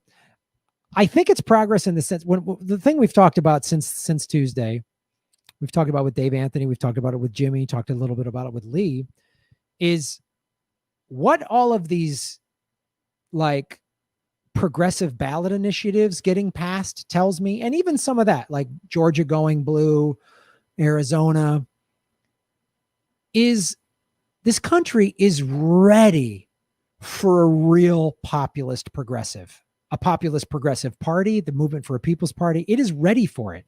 It is ready for somebody to come in unabashedly say Medicare for all, student debt forgiveness, $15 an hour minimum wage. Here's how I'm going to pay for it. We're going to end these wars. Not the Democrats are so afraid. Well, we'll lose vote. Fuck you. No, you will. Shut up, you candy asses. Fucking sack up and take a stand. This country is ready to go hard left. It is ready to go. It's so far right. You have people, the working poor, you have people working full-time jobs and still donating plasma. You have people living in the street. You have food lines. People are fucking ready for policies and platforms that are going to make their horrifying, hard, challenging lives better.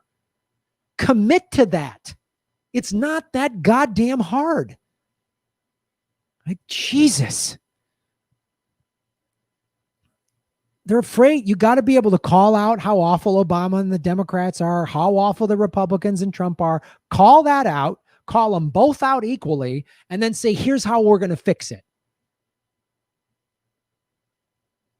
I can shout down. I can not even shout. I can just calmly destroy any of the bullshit arguments. Oh, it's pie in the sky. It's too purity. How are we going to pay for it? I can smack that down in 60 seconds, man. You get me on any big MSNBC, Fox News show. Get me on a town hall. Get me on a town hall. Let's go. I'm ready to go. I've never wanted to be president in my life, but if someone backed me, got behind me, I would do it. If a bunch of people asked, millions of people wanted, I would do it.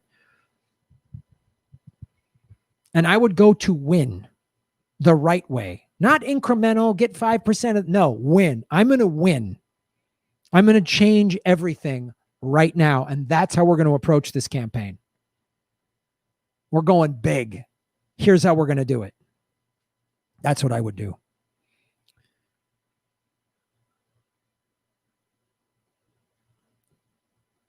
PayPal and Bitcoin makes it more legit.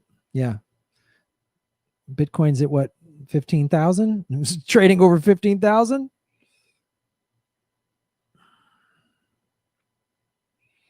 Ethereum's at 440, 463. Jesus Christ. Ethereum's already gone up $20 since this morning. Bitcoin's at 15,007. Ethereum's at 463. Woo. And the Ray token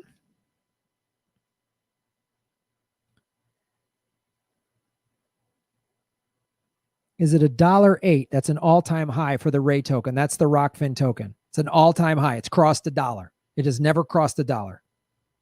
All-time high. And Ethereum is at 463. Jesus Christ. This is rad. This is rad.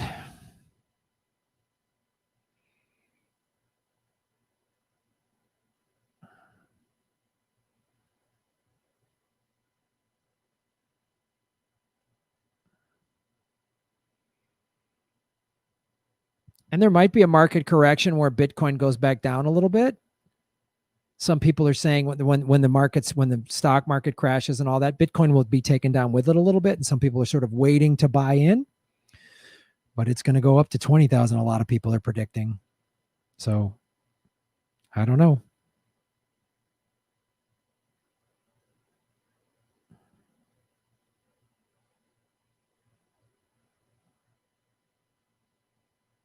Yeah. How can we not afford to do Medicare for all? That's how we will save thousands of small businesses. Great point. Great point.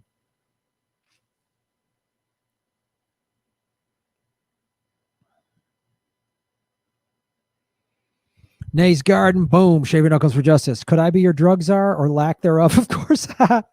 My job would be to ensure there are absolutely no laws regarding cannabis. Of course. Nice. Nice.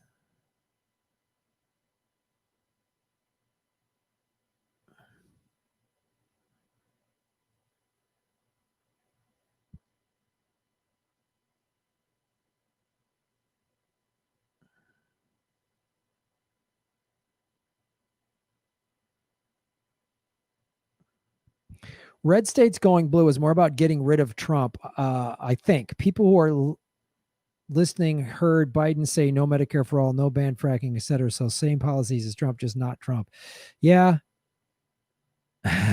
Jeremy Chase, I know. Who thinks Biden will make it through his first year? Will he leave to spend more time with his family even for his first year? Yeah.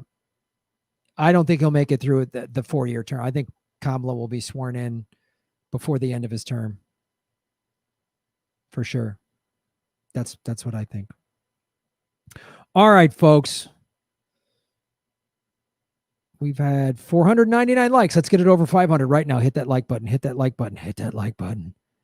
Boom, boom. Hit that like button. Boom, boom. Hit that like button. Boom, boom, boom, boom, boom, boom, boom, boom, boom, boom, boom, boom. Wait. I think we missed Matt S's one. I'm sorry, Matt.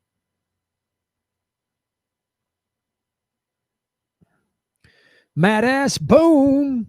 Say what you will about Bill Maher, but he predicted long ago Trump won't leave. I can't imagine him leaving not in handcuffs at this point. Yeah, I mean, this is it's we talked about when we had Dave Anthony on 2 days ago. His wife is a therapist, so she studied this and she's observed Trump's behavior from day one and said that type of narcissistic personality disorder, that type of person, his internal reality is I'm the best, I'm number one, I'm the best, and won't listen to facts or anything. And when the reality hits him that he's not going to be president, and when the powers that be, even like top Republicans and everybody says, you're done, you have to step down, that's when he's going to go nuts. And some of these Republicans are going to stick with him and some won't. And that's when, it's going to be nuts.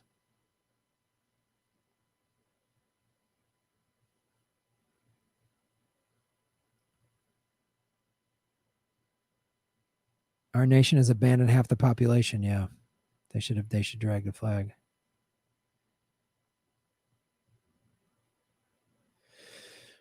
The United States used to have a communist party that had hundreds of thousands of members until the deep state hunted them down and were all brainwashed to hate Marxism. Yep.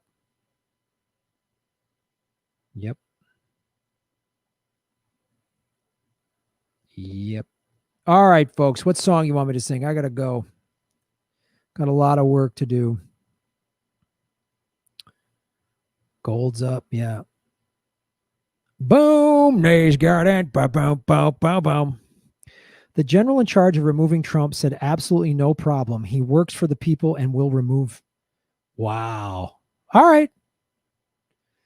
We have all these things in place. I mean, America's broken and failed, all this stuff, but we have had this thing in place for a peaceful transfer of power. I don't think it'll be peaceful on the streets, but if Trump really says I'm not going, then a general shows up and says, you're done.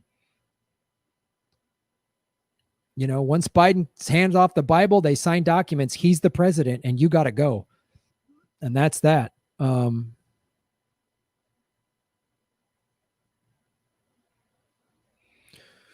DeMeo, super sticker. Go. Thank you so much. There's a chance I'm going to be on Sunday. I went Monday through Friday this week. That was 5 days. So, is it looking like I probably won't go live Sunday right now because I got a new TV. I'm going to set the studio up. And I think I'm going to do that most of the day Sunday. That's going to take some time. Why wasn't Graham live last Sunday? Because I went 6 days a week. So I got to have 2 days off a week, guys. I got to do it so I don't go nuts. If some crazy irrelevant thing happens, I might go live Sunday. I don't know. For sure, though, Monday night, I will be, I am, Monday night we do Rockfin Live, 8 p.m. Pacific. Progressive, boom. Thank you, Progressive. How you been? I am paying you for Jimmy's rant right now, Graham. Trump won't say he's not going until the Supreme Court rules. Tony DeMeo, boom. Any plan to interview Crystal Ball? I don't really know her that well. I'd love to have her on the show.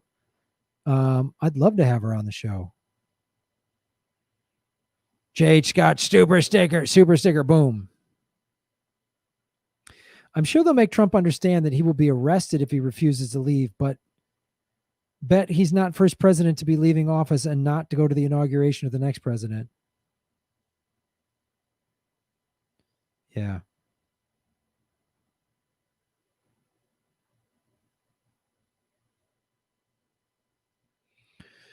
All right. What are we singing, kids? What are we singing? Thanks, everybody over on the Rockfin, too, for watching. Hello, Rockfinners, Rockfinnigans. Trump is not going. Biden's not leaving. USA is the devil. Yep. I know.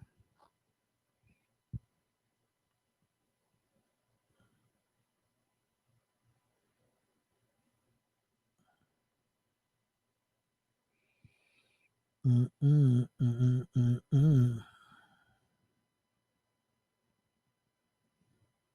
560 likes. We did it.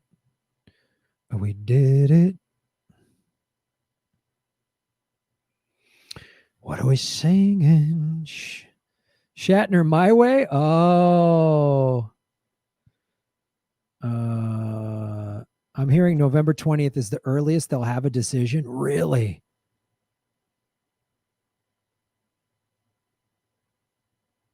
All right. Do we really deserve Biden? Oh God, we don't deserve either one of these shit birds.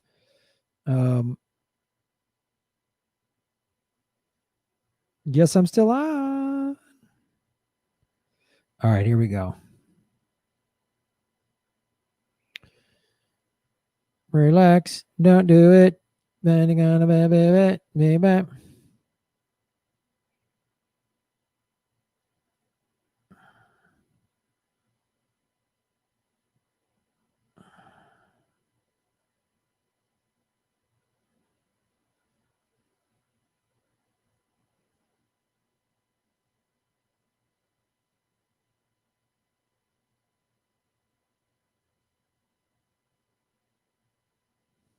4,000 votes in Georgia. Wow.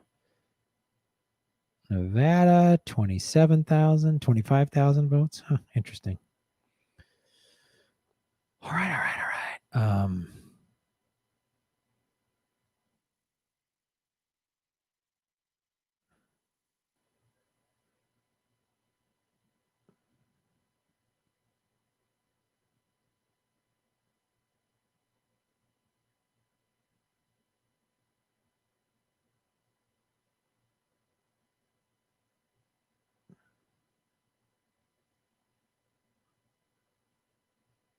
Holy shit.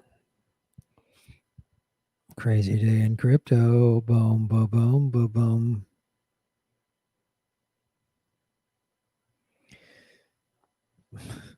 Bitcoin has gone up $2,200 in the last week. 5,100, about $5,200 in the last month.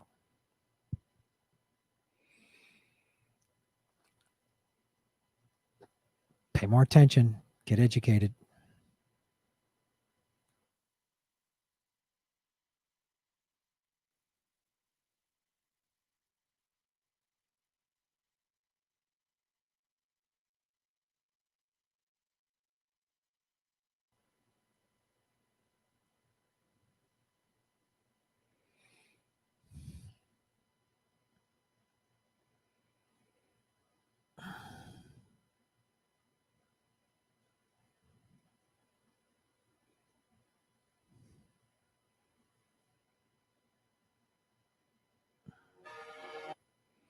All right, hold on now.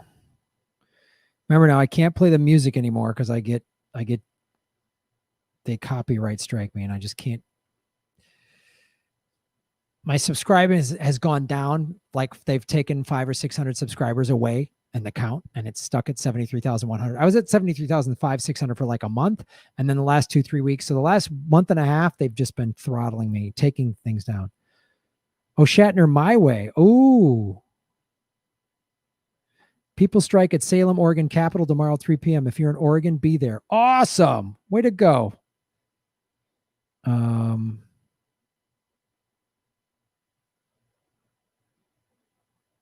Bye. Good night, Melissa.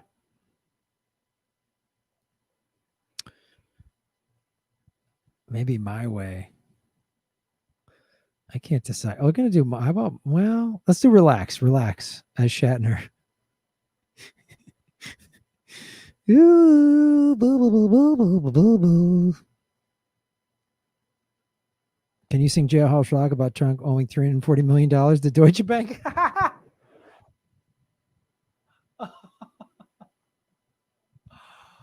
Oh, God. That's funny. Jesus, that's funny. Supreme Court Judge Alito rules all votes after now 8 p.m. need to be segregated and counted separately. Interesting. All right. I'm going to do relax. Come on. And I got to change the audio so you don't hear the music.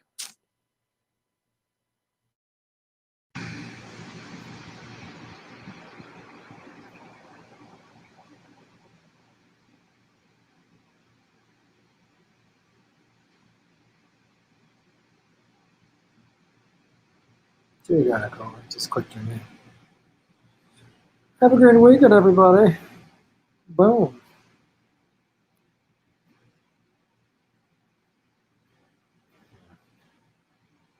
Oh, I forgot AD. Shaving Knuckles Justice, boom. Trump will exit on his own, but he'll leave a present for the new residents of the Oval Office rug. Yeah, I knew this election would end up in a count too. We all knew it wasn't going to just be a clean. It would be like disputed and all this other stupid crap. We knew that would happen. We knew what would happen.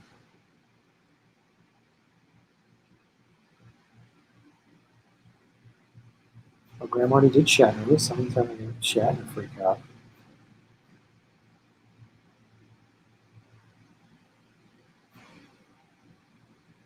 Well, let's do. How about we do relax as Granny Petrol? How's that sound for everybody?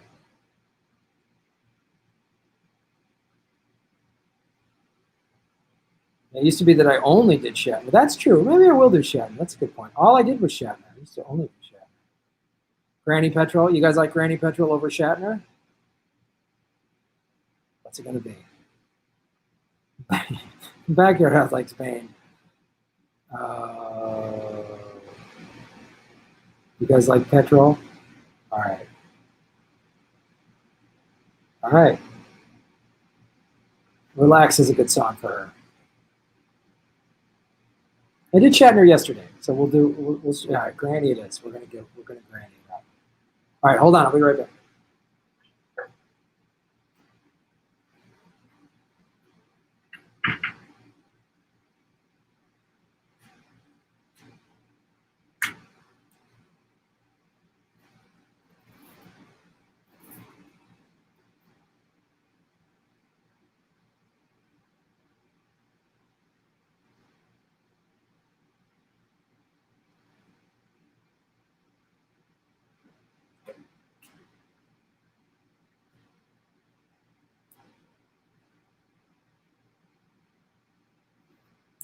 Hello, Granny Petrol here. Just telling you. Well, the song is dedicated to Greta, all angry on Twitter, taunting Trump. Not happy with fracking, says she doesn't like fracking, yet she endorsed Joseph Biden. I find that peculiar. So this song is for you, Greta.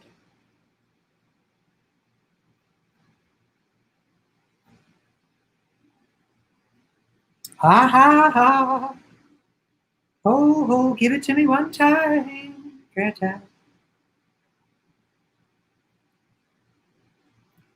Wee ho, Greta. But Greta. Greta. Relax, don't do it when you want to go to it. Relax, don't do it when you want to frag. Relax, don't do it when you want to sucker to it. Relax, don't do it when you want to come. That seems a little provocative. When you want to come. Relax, don't do it when you want to go to it. Relax, don't do it when you want to come. Relax, don't do it when you want to sucker to it. Granny Petrol is telling you some truth. Greta's angry. Oh. Whoa, whoa, whoa. But shooting in the right direction, like a pipeline, but making it your intention, like an oil derrick. Live those dreams like a young child in a coal mine. You gotta hit me with your laser beams. Oh, laser beams, Greta. Laser beams of truth, because science shows us this, Greta. 1, 2, Greta. 1, 2, relax. Don't do it, Greta. Don't listen to Big Kale. Don't listen to the arugula mafia.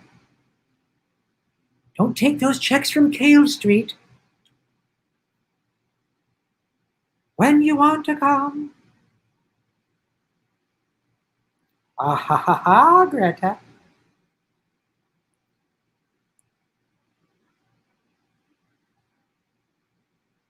Oh, Greta. I'm coming, yeah. Like a pipeline through the Dakotas.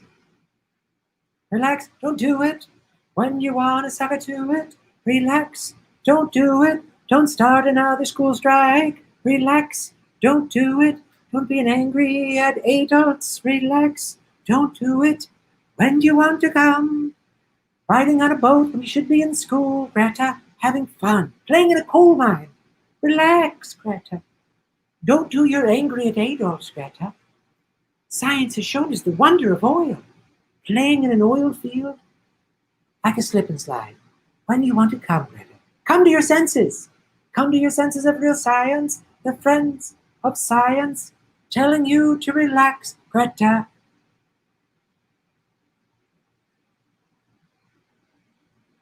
Feel it. Relax, don't do it. When you want to go to it, relax, don't do it. Don't take the money from Big Kale, relax, don't do it. Just listen to the truth from the little oil companies. Relax. Don't do it. Become a friend of science. Oh.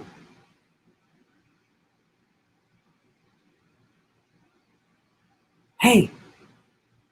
Thanks, Greta. Have a wonderful night, Greta. Granny out. Mic drop.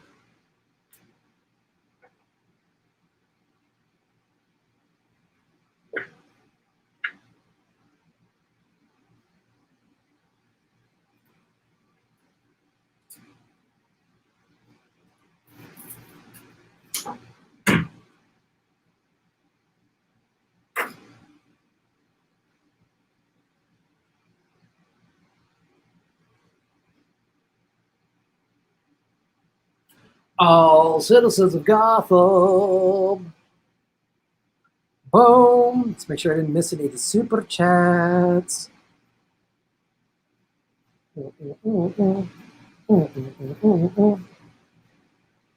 Anthony with a super sticker. Boom, Anthony. Thank you so much. Shave your knuckles for justice, Anthony.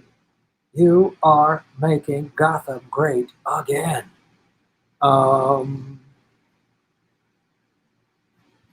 Boom, shellac-a-lac, boom.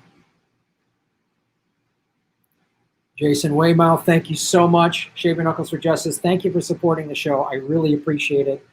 I mean, the majority is my show is viewer funded by folks such as yourself, so I appreciate it. Patreon.com/Graham Elwood, Rockfin.com/Graham Elwood. You can sign up for Rockfin for free. All my videos that are on YouTube are on regular Rockfin. They're free. There's no ads. It's a great platform. And if you want to get the premium, it's only $10 a month, and you can watch everybody else's premium content. But there's a bunch of free content on Rockfin. Don't feel like you have to subscribe if money's tight, but just watching videos and endorsing them, all those things help.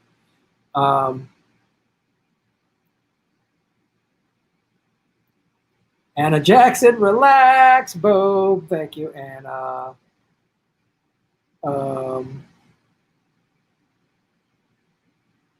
Granny, I just gave her the right part, the karaoke. Also, all the karaoke is only on Rockfin at the premium level, and you hear all the music. I can't play the music on YouTube. They're really messing with me, and that's why I have to turn the music off for you guys.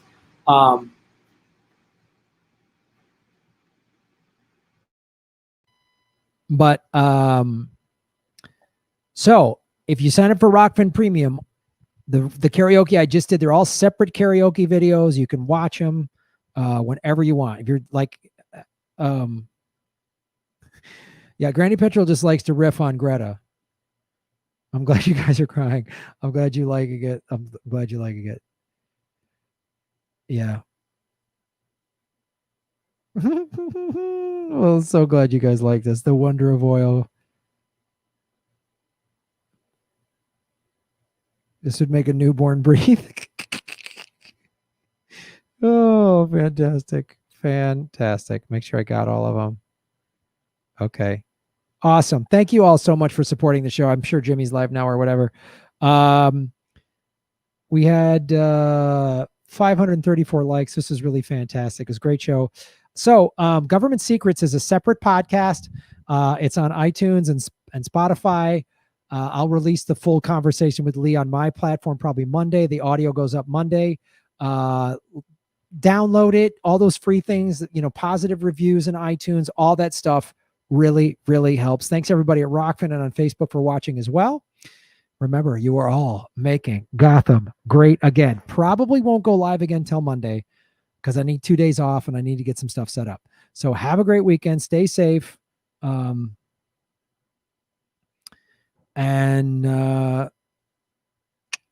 whatever happens with whoever wins this election, we need a general strike either way. That's what we need. So be good to the earth, be good to each other. And you are all making Gotham great again. Shave your knuckles for justice.